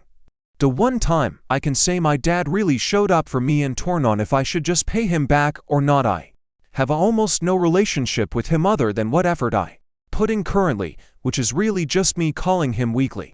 Either way, whether I pay him or not, this is bringing up a lot of old resentments I have toward him, so our minimal relationship will probably become even more minimal, and that makes me sad. Do I pay him back an agreement we did not have, or do I take the money and do something for my kids? I was thinking of opening a new brokerage account and starting a college fund with it. Side note, my dad used my college fund funded by my grandparents for his mortgage and never replenished it. Justified it by the fact that I never went to college. Thanks, just want some opinions. Edit. Thanks for all your comments. Seems like most of you are saying to not pay him. What I care about is how I will look back on my decision in 10 to 15 years and how I will feel about it. Will I regret making an effort to pay him back? No, probably not, but I might regret letting this ruin what little relationship I do have with him. I suppose I have my answer. The lesson I'll take is to try and always help my children unconditionally, and try not to be in any vulnerable situations myself where I need anyone's help. Thanks to everyone who weighed in with compassion in their heart. Stories number 33. My husband of 13 years has done well for himself financially and decided a few years ago that we should put some assets and our home, which was acquired during the marriage but I was not on the deed, into a revocable trust. At the time, I was under extreme duress, the child who is ASD and was having difficulty in school. I blindly trusted my husband and did what he asked and signed the document which makes him the settlor and only trustee. I become the trustee should he die and I am the sole beneficiary. He did make it seem as though he was trying to protect me should anything happen to him. He didn't want the estate to go into probate. A few years have passed and we pulled our son from school. I am now homeschooling him and fully ASAHM with no income. Recently, I've been concerned that I have given away all of my rights to our assets by signing the trust. I should also add that my husband is a CFO and handles all of our money. I have always been caring for our son who is now 12. My concern is for my future. While I am currently in a very happy marriage, what if my son turns 18 and my husband says, okay, I want a divorce now? Will I be out on my ass with nothing? I realize there may be more specifics needed, but given the above, am I in a terrible situation? We live in CT. Stories number 34. After 10 months of unemployment, I got the job. All I am relieved, full of joy, and pure excitement. I posted a few other times here. This sub has eased my nerves, answered questions, and given me a community that I can cheer on and help while I'm in my own journey. Plus, it let me ease my mind and distract myself from the tiredness of job hunting and waiting. I am pleased to announce that the job I posted about previously sent me the offer letter. I made it through 5 rounds the past 3 months. I am over the moon. I knew this position was for me. I felt it in my spirit. I am proud of myself. Wishing everyone here a win for their career. We got this. Sending love to everyone. EDIT. Yes, this was the job that paused hiring for the role. I figured they would cancel the job totally, but they ended up reopening it and contacting me after about 2 weeks. I'm through thereof. Stories number 35. Is it okay at I-26F asked my BF37M to delete his old fun tapes? Other girls.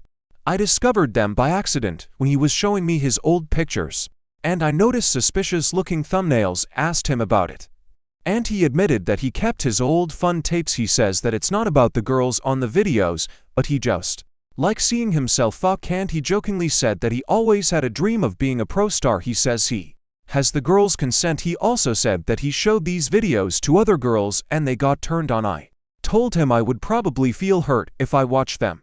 He is very nonchalant about fun connections. He says that if I want to, I can fuck someone else, as long as I don't develop a connection. That person, he would consider it cheating if I actually talk to someone and spend time. Them. I told him that I consider both physical and emotional connection as cheating, and he made it sound like he understood that and that commitment is based on the things that we agree upon as acceptable and not. I'm kind of uncomfortable that he keeps old fun videotapes even if he doesn't watch them for the girls, so I want him to delete them. He also has some selfies his ex, which I didn't mind cause it's just archive of photos. Although I deleted anything that involved my exes, however, intimate stuff such as fun videos seems like a bit too much. Stories number 36. Your wife hanging with our single friend. Hey all. First post. I am a 40 years old and my wife of 16 years started to hang out with a single mutual friend of ours. She said she has social needs outside of me and our son, which I totally understand. The friend she's spending time with is single. equally as successful as us and a regular member of our board game, tubing, D&D friend group. I have been struggling with their friendship because I've noticed some flirty behavior between them, which my wife and I have talked about. She is trying to alleviate my concerns and said she needs this friendship because her other sources used to be teacher coworkers are never available to hang out in a regular basis once a week or so. In trying to be supportive and understanding of her social needs, and have even started to see a therapist to help me through the feelings I'm feeling. Welcome. Many thoughts help me process, think about the situation in a different light. Stories number 37. Yes, I have included the state or country in the post. In May of 2021, my grandfather passed away from a wreck. There was no will. He owned 2 properties, 3 vehicles including the one that was totaled, and a motorcycle, not to mention lots of valuable items, and a professional mechanic shop full of 80k hire tools. My grandfather has 4 daughters, the first 2 in their 60s and the second set in their late 20s now. One of the sister is evil, and that's what we will call her. Evil sister had her other sister meet down with an attorney. We shall call her Twisted.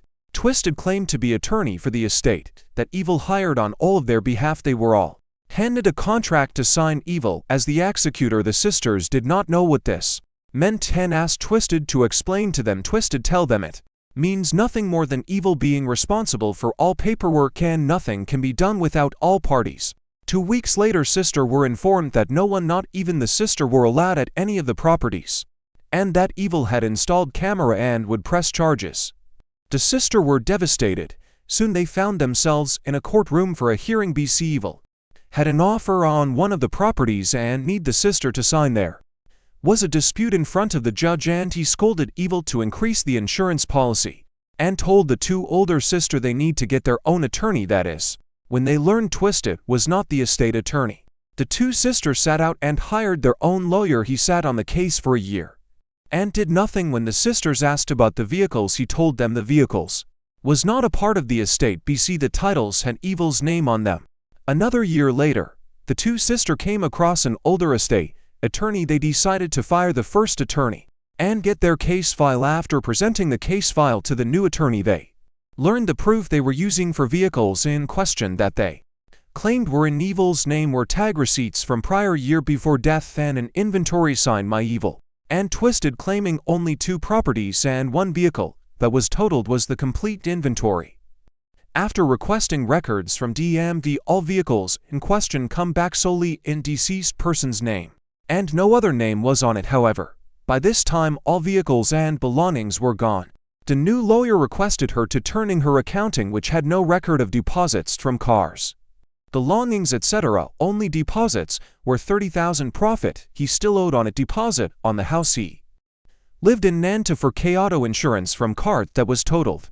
There were numerous checks she had written out to herself and her boyfriend for cash. The only thing they had left from the estate was the simple little property that's been in our family for years that started it all.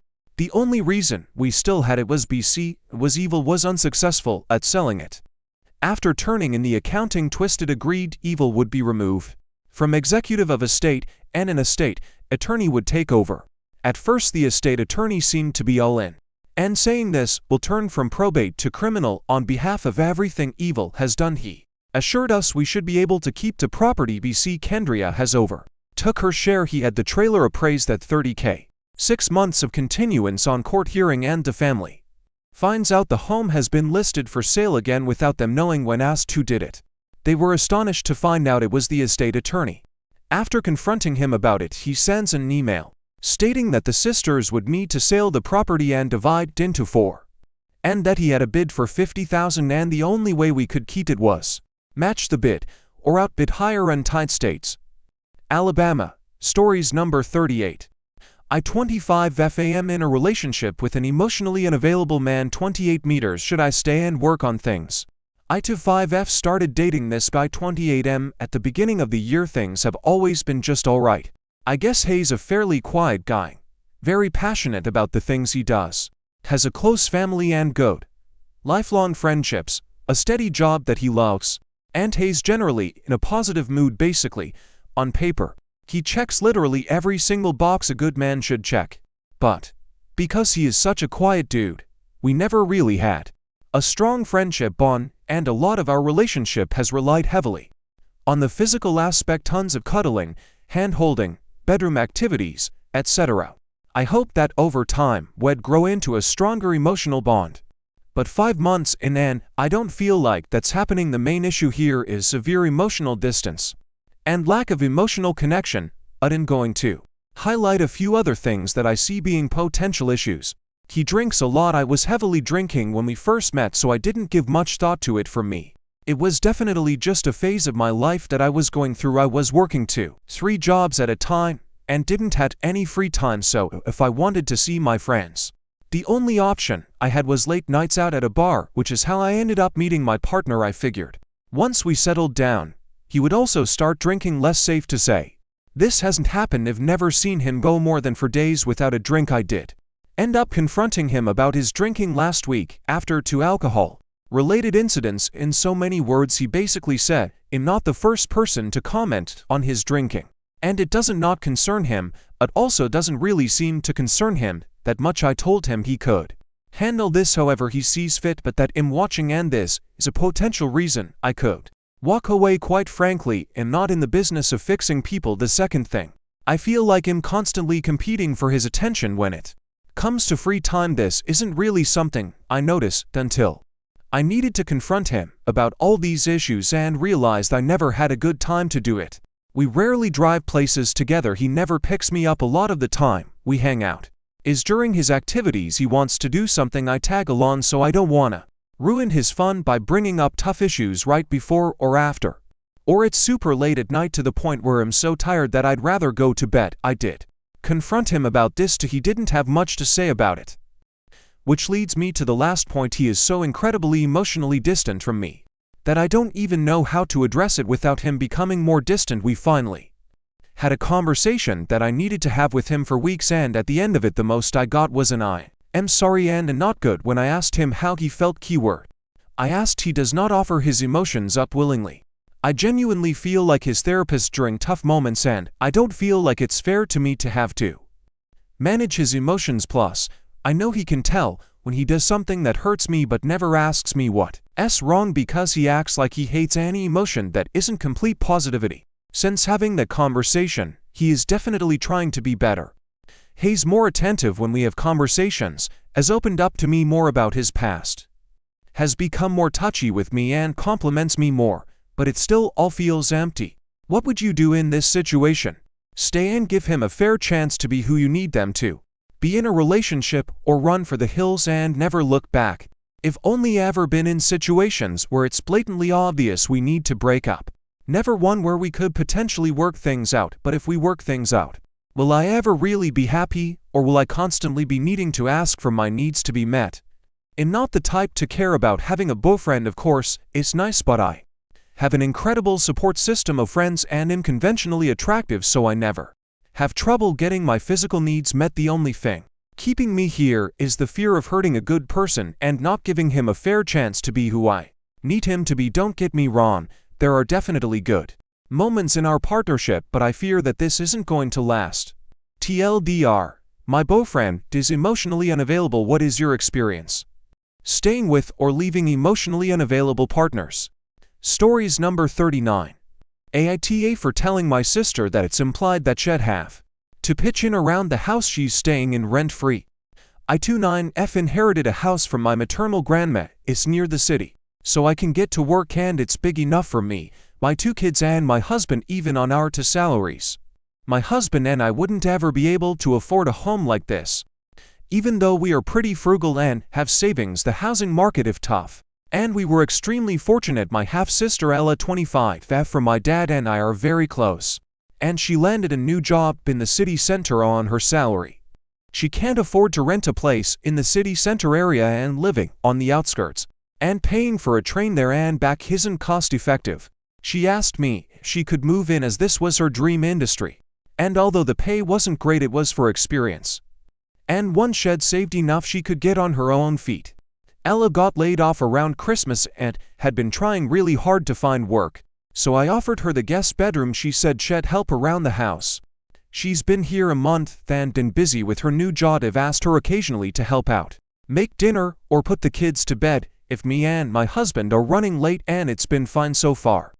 I asked her on her WFH day to pick up my youngest from school. As the nurse said she was sick, I couldn't reach my husband. There was major train delays on, so it would take me at least an hour. And my house is a 5-minute walk from my kid's school. Ella texted me back to say that she was working but she'll try and pick up her niece when her meeting finished. I got upset my daughter was sick and Ella said she would try and pick up her after her meeting. I called her to tell her boss that she needed 20 minutes to pick up her niece after a family emergency, and then she could continue. Ella argues that she still had to work for the rest of the day. She didn't have the time to babysit her niece.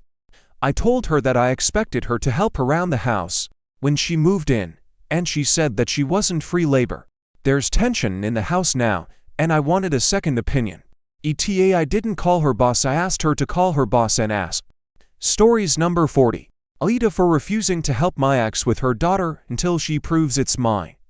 I'm 17 meters and I dated a girl 16 for 2 years, but she had a tendency to cheat, and after multiple times of me forgiving her and did things since she wasn't going to stop, I've always used a condom and checked for holes afterwards and found nothing, but shortly after I broke up she found out she was pregnant. She insisted that it was mine, but I also know she was sleeping with other guys and didn't care if they used condoms or not. I seriously doubt the baby is mine, and she never got a DNA test to prove anything. She gave birth not too long ago and now is attempting to get me involved, and I told her that the only way I was going to help was if she proved I was the father. Long story short, she hates me. Her parents hate me. My parents hate me and several of my friends hate me. I have no problem helping her, but I'm only going to do it if it's actually my daughter. Stories number 41. Wife told me her ex was very well endowed this weekend. My wife and I, mid-30s, caught a sitter for the kids and went out for a date night. As we were enjoying our night, I ordered us a second bottle of wine. Eventually the conversation turned to some fun questions regarding fantasies or things one of us would want to try, as we've been talking about spicing things up after 8 years of marriage and raising children.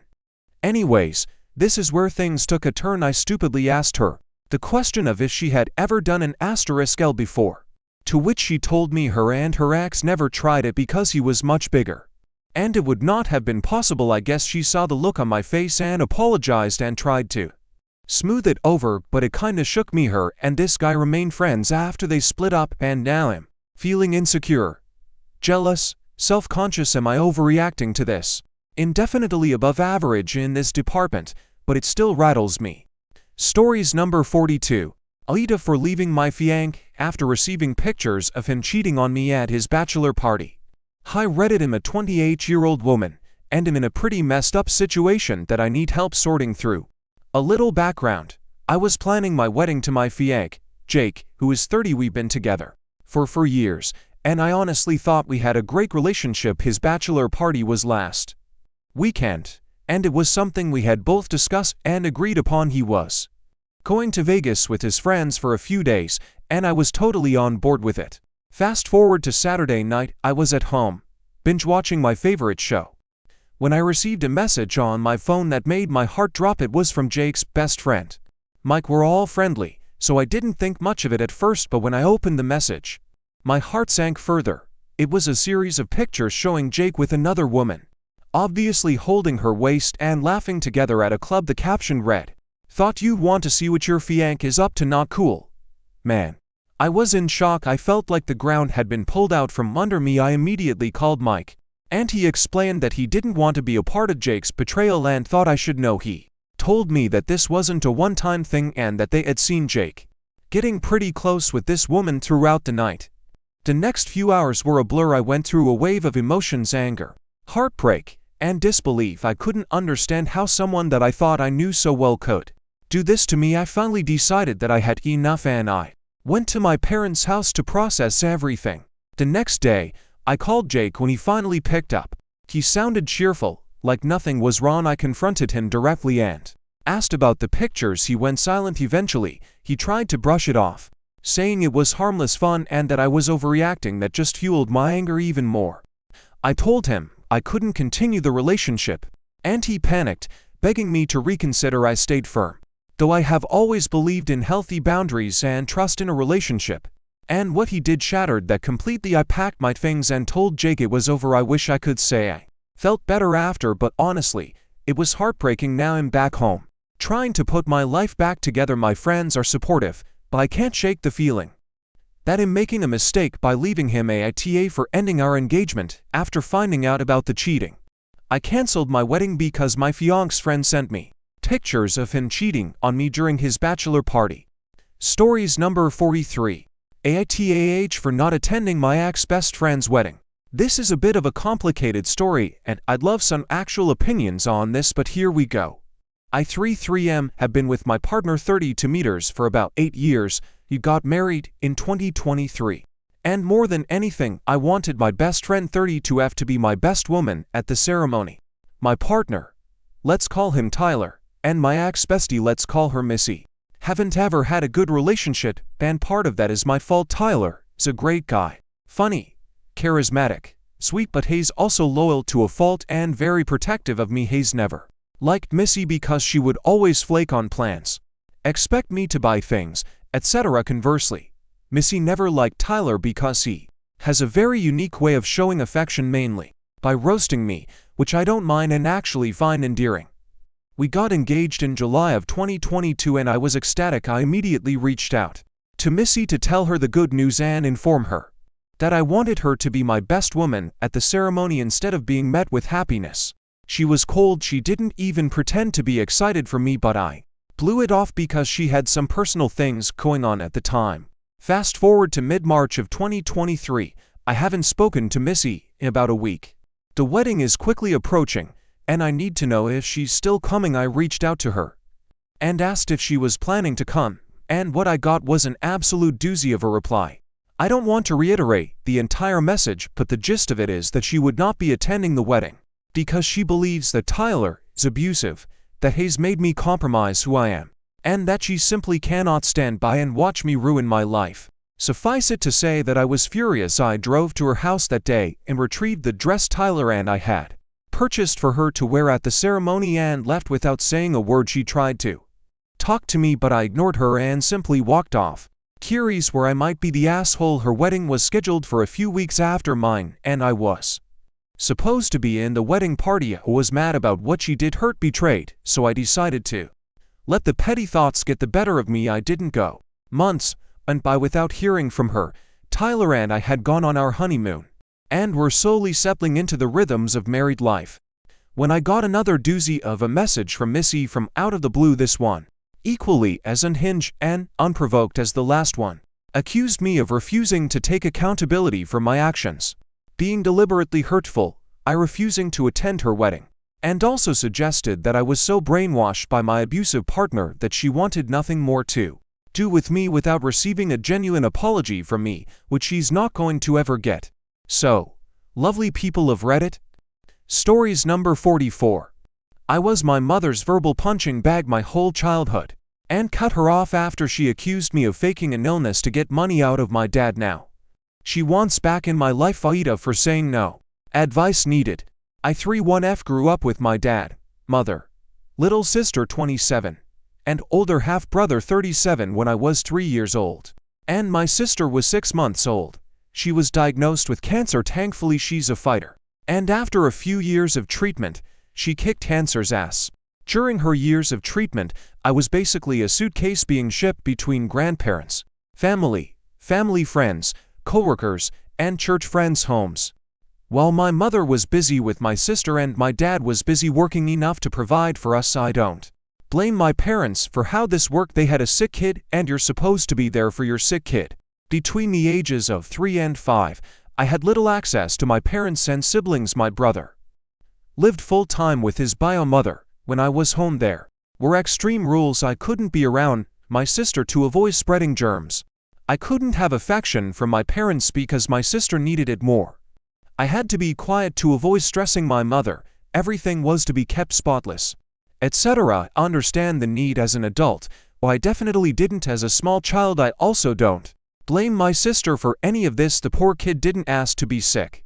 This is also when the abuse started. My mother's coping mechanism for stress became extreme verbal abuse, screaming over small things, constant insults, belittling me, slamming things, breaking things, sometimes hitting me more than just a spanking. Any time my brother would visit for a weekend, he would get it just as bad. Thankfully, my sister was spare and didn't see it. This continued my entire childhood. I would often hide in my bedroom to try and stay invisible to protect myself. I still flinch when someone walks toward my bedroom to this day. Moving out to go to college at 18 was the most freeing day of my life. Fast forward to 2022 and I developed a debilitating illness that has left me bedbound for the last 2 years. I am working on healing, but it's slow and hard. I told my parents as it started and was confirmed by doctors. My mother acted as if I made the whole thing up. She even accused me of using it to try and get money out of my father, who is financially stable and would help me as my ability to work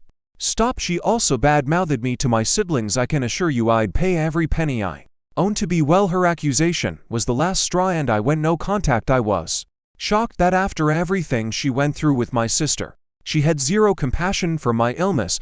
Didn't ask for this. Now after 2 years she wants contact again and promises to be better. I don't trust her words, as she's made this promise several times in the past and never followed through. Stories number 45. Nephew abused my 3 chickens and fabricated stories. I have CCTV footage. How do I move forward?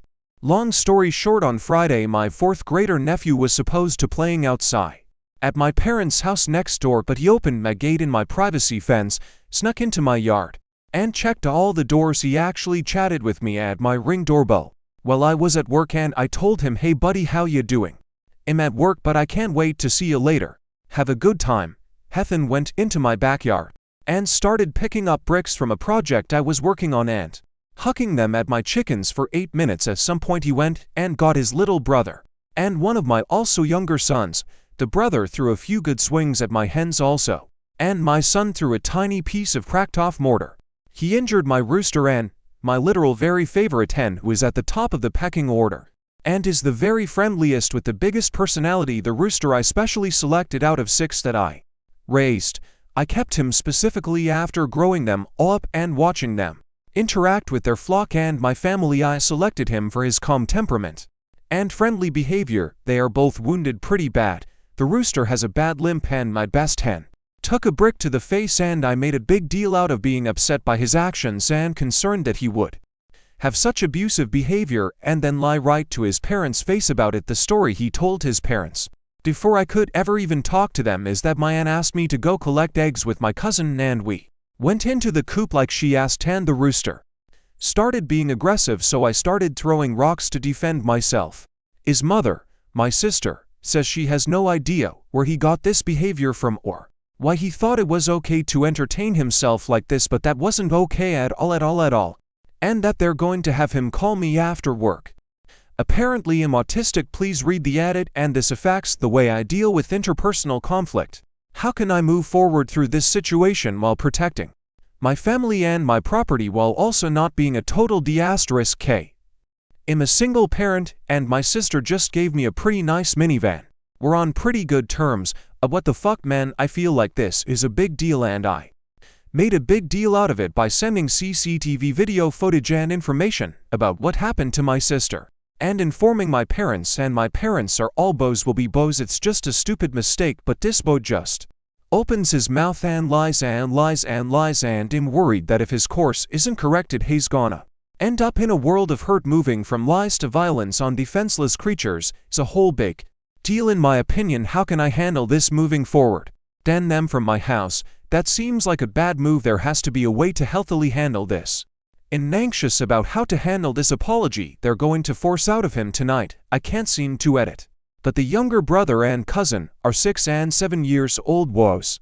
I had a big conversation with my child about how our chickens are injured because he stood by, and while he only threw one tiny piece, he allowed someone else to harm them without getting help, and now our flock is damaged and injured.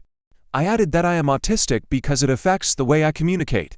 Yes, it has nothing to do with the fact that he committed violence on my animals, but it has everything to do with the way I handle the situation moving forward. This is relationship advice, and being autistic is relevant information when it comes to interpersonal conflict resolution. I'm late diagnosed deeply masking and am trying to learn how it affects the way I communicate.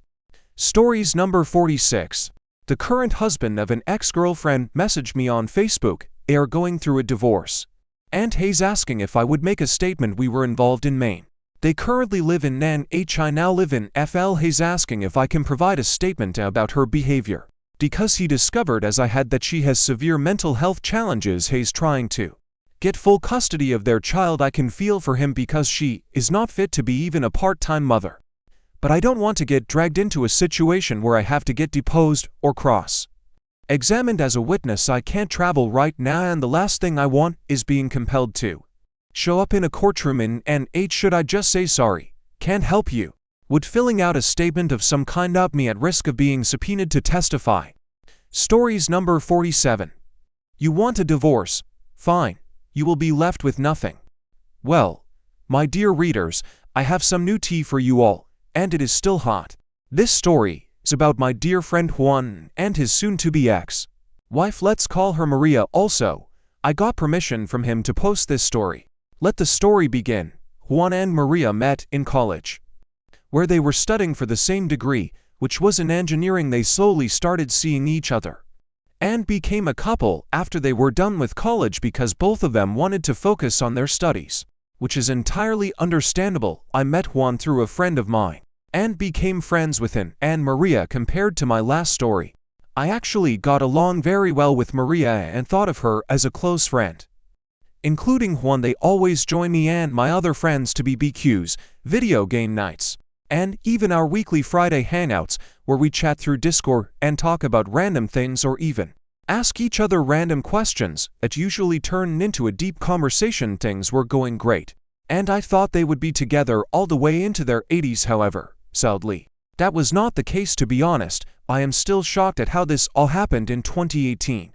Juan and Maria decided to tie the knot and I was over the moon happy for them. However, when it came to inviting people to their wedding, none of us in the friend group got an invite. To be frank, we all thought it was just close family and friends since we had only known them since 2016, and we understood that. However, a couple of weeks later, after their wedding and their coming back from their honeymoon, Juan was sad that all of us were too busy to go to his wedding. We all looked at him oddly and told him that none of us got an invite to his wedding, and when we asked Maria about the wedding, she told us that it was only close family and friends. Juan was shocked to hear this and said to us that Maria had explained to him that all of us could not come because we were all busy at that time. Ever since then, Maria has either texted Juan or come into his office to talk about something important, or say it's an emergency anytime he hangs out with us or joins us on game night. It gotten worse when COVID started, and Maria got pregnant around the same time when they had their child.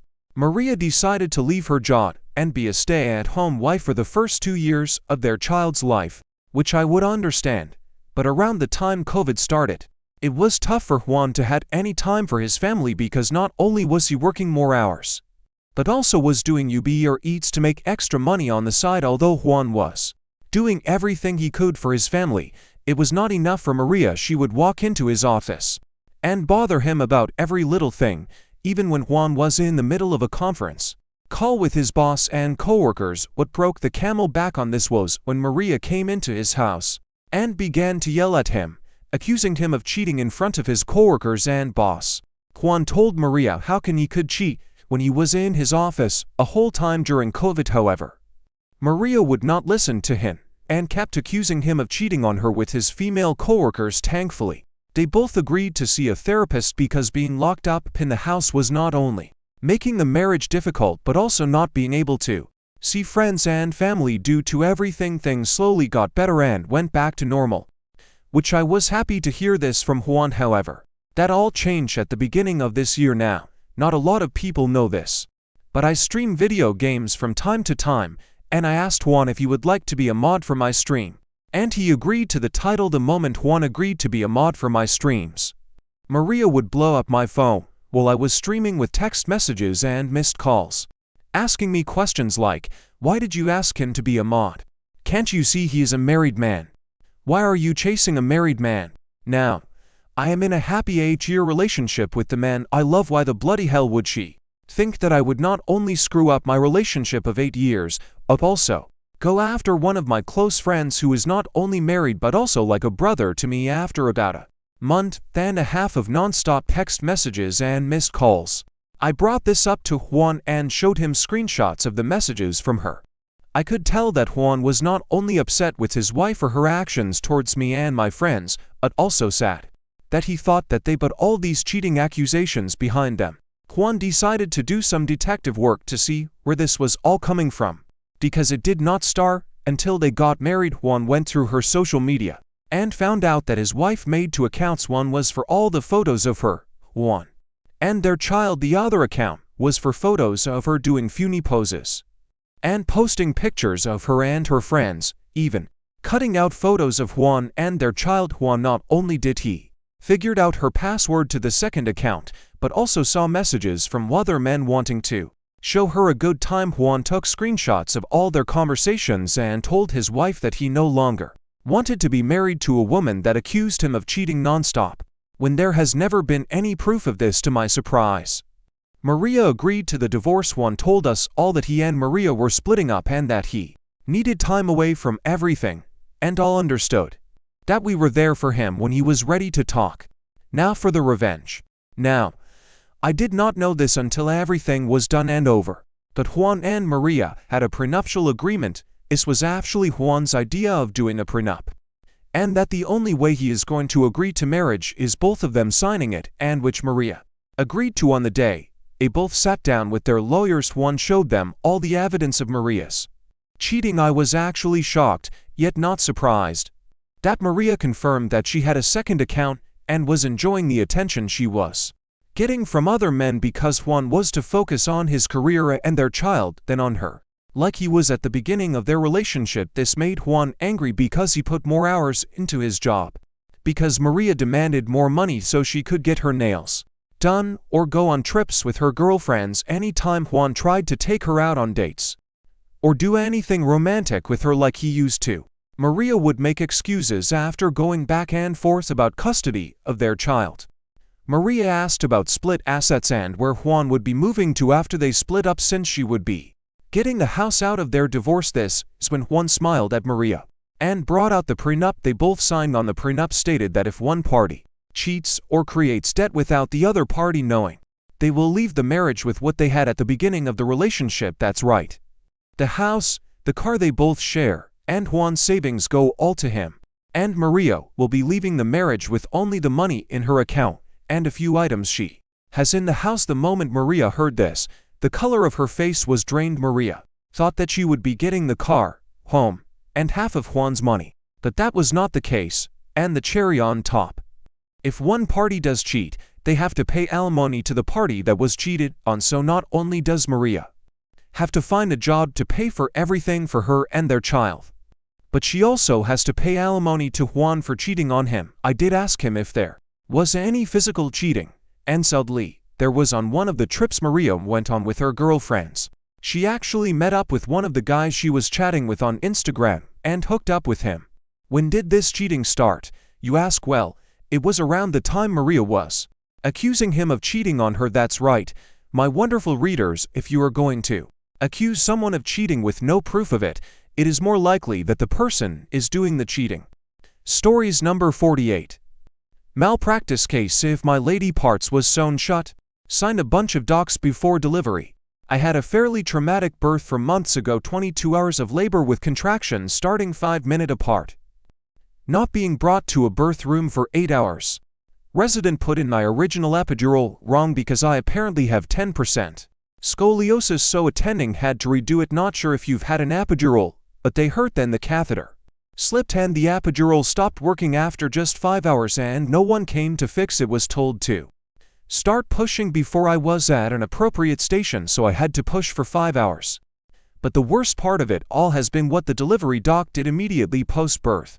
While I laid there in agony from feeling birth with no active pain meds, my doc furiously stitched me up for 35 minutes. I felt every stitch because she shot me with Novocaine, but immediately started sewing before the med set in. Fair enough, I had a 3rd-degree tear, so she had to work quickly, but she sewed me shut in, not exaggerating. The hole was completely covered in the fog of post-birth. I remember the most painful part of the stitching was at the end, when she took her hands and sharply pressed outwards on both labia, as if to separate the stitches. She just put in I screamed in pain, and she did it several more times. I'm a first-time mom, so I didn't know this isn't normal. I thought she was testing the stitches. But now I know she was realizing her fuck up and trying to separate her overcompensation. Immediately after that, she started telling everyone in the room that I only didn't have a 4th-degree tear because I have a long perineum. This was said multiple times and charted so profoundly at the second doc I went to. Mentioned it the moment I went in. 45 weeks into my recovery, I finally had the courage to look between my legs and see why I was still having so much pain standing, sitting cross-legged, and just in general after so long, and saw that I had no hole. I went to the doc who delivered me and she said, well, after you give birth the tissue is very edematous. This is within the range of normal. You are young and fun active. Have your husband do some perineal massage. You might have a very slight skin bridge and, if you really want, I can snip it, but I've only had to do that once or twice in my entire 27-year career. I left feeling so depressed, I couldn't even get my own finger in and was really looking forward to getting back to normal intimacy with my husband. I wouldn't let him touch me for weeks even when we were messing around because I felt so painful and uncomfortable down there and spent so long fearing any other doctor in her practice would tell me the same thing and cover for her, when the only other doctor I trusted was on her practice. I had to beg to see the other doctor for my 6-week checkup because they didn't want me to go to anyone but the doc who delivered me. It took until 10 weeks for them to finally let me see the other doc. When Ashley got to the doc I trusted, she told me that I could potentially achieve penetration, but I'd need topical lidocaine creams and lots of lube. When I told her I wanted to enjoy having fun, since I'm literally 28, she said, yeah, I completely understand. If that doesn't work, call me and I will refer you to our urogynecologist so she can do surgery. I asked if she could just snip it in office, like the other doc had mentioned, since it was just a skin bridge or labial adhesion, and she said no, this is the suturing and it would need to be revised on the operating table under anesthesia. Well, I tried to have fun and it was agonizing and unsuccessful, as I could see and feel. The hole was sewn shut. I went to the urogynecologist and she immediately got me into surgery within 5 days. And the before and after pictures I took of my lady parts are haunting. It looks normal now and was so obviously sewn shut in the pictures before she removed nearly 2 inches of skin that had previously blocked the entry. Turns out I don't have a long perineum at all. The recovery has been painful and has kept me from my bond with my son, as I can't hold him or get down on the floor and play with him. He's starting to stop smiling at me when he sees me because I'm not getting quality time with him. All this to say, I wouldn't be seeking to sue if the delivery doc had been honest at the 45-week appointment. If she had even said something like, it's not healing right, but you recorrect that intercourse would be unsuccessful and painful for you, let me refer you to the urogynecologist, I would have gone and that would be that. But I went through weeks of feeling depressed, mangled and unfixable, only to have a delayed recovery, since the doctor wanted to protect her reputation and have me just never have fun again. I guess the pictures are clear as day that I was sewn shut. Do I have a malpractice case? I don't want to go down this path if I have no shot at winning. I have no idea what I signed when I went in at the start of labor, but I intend to give birth at the same hospital again with the doctor I trust, who is unfortunately in the same practice as the bad doc.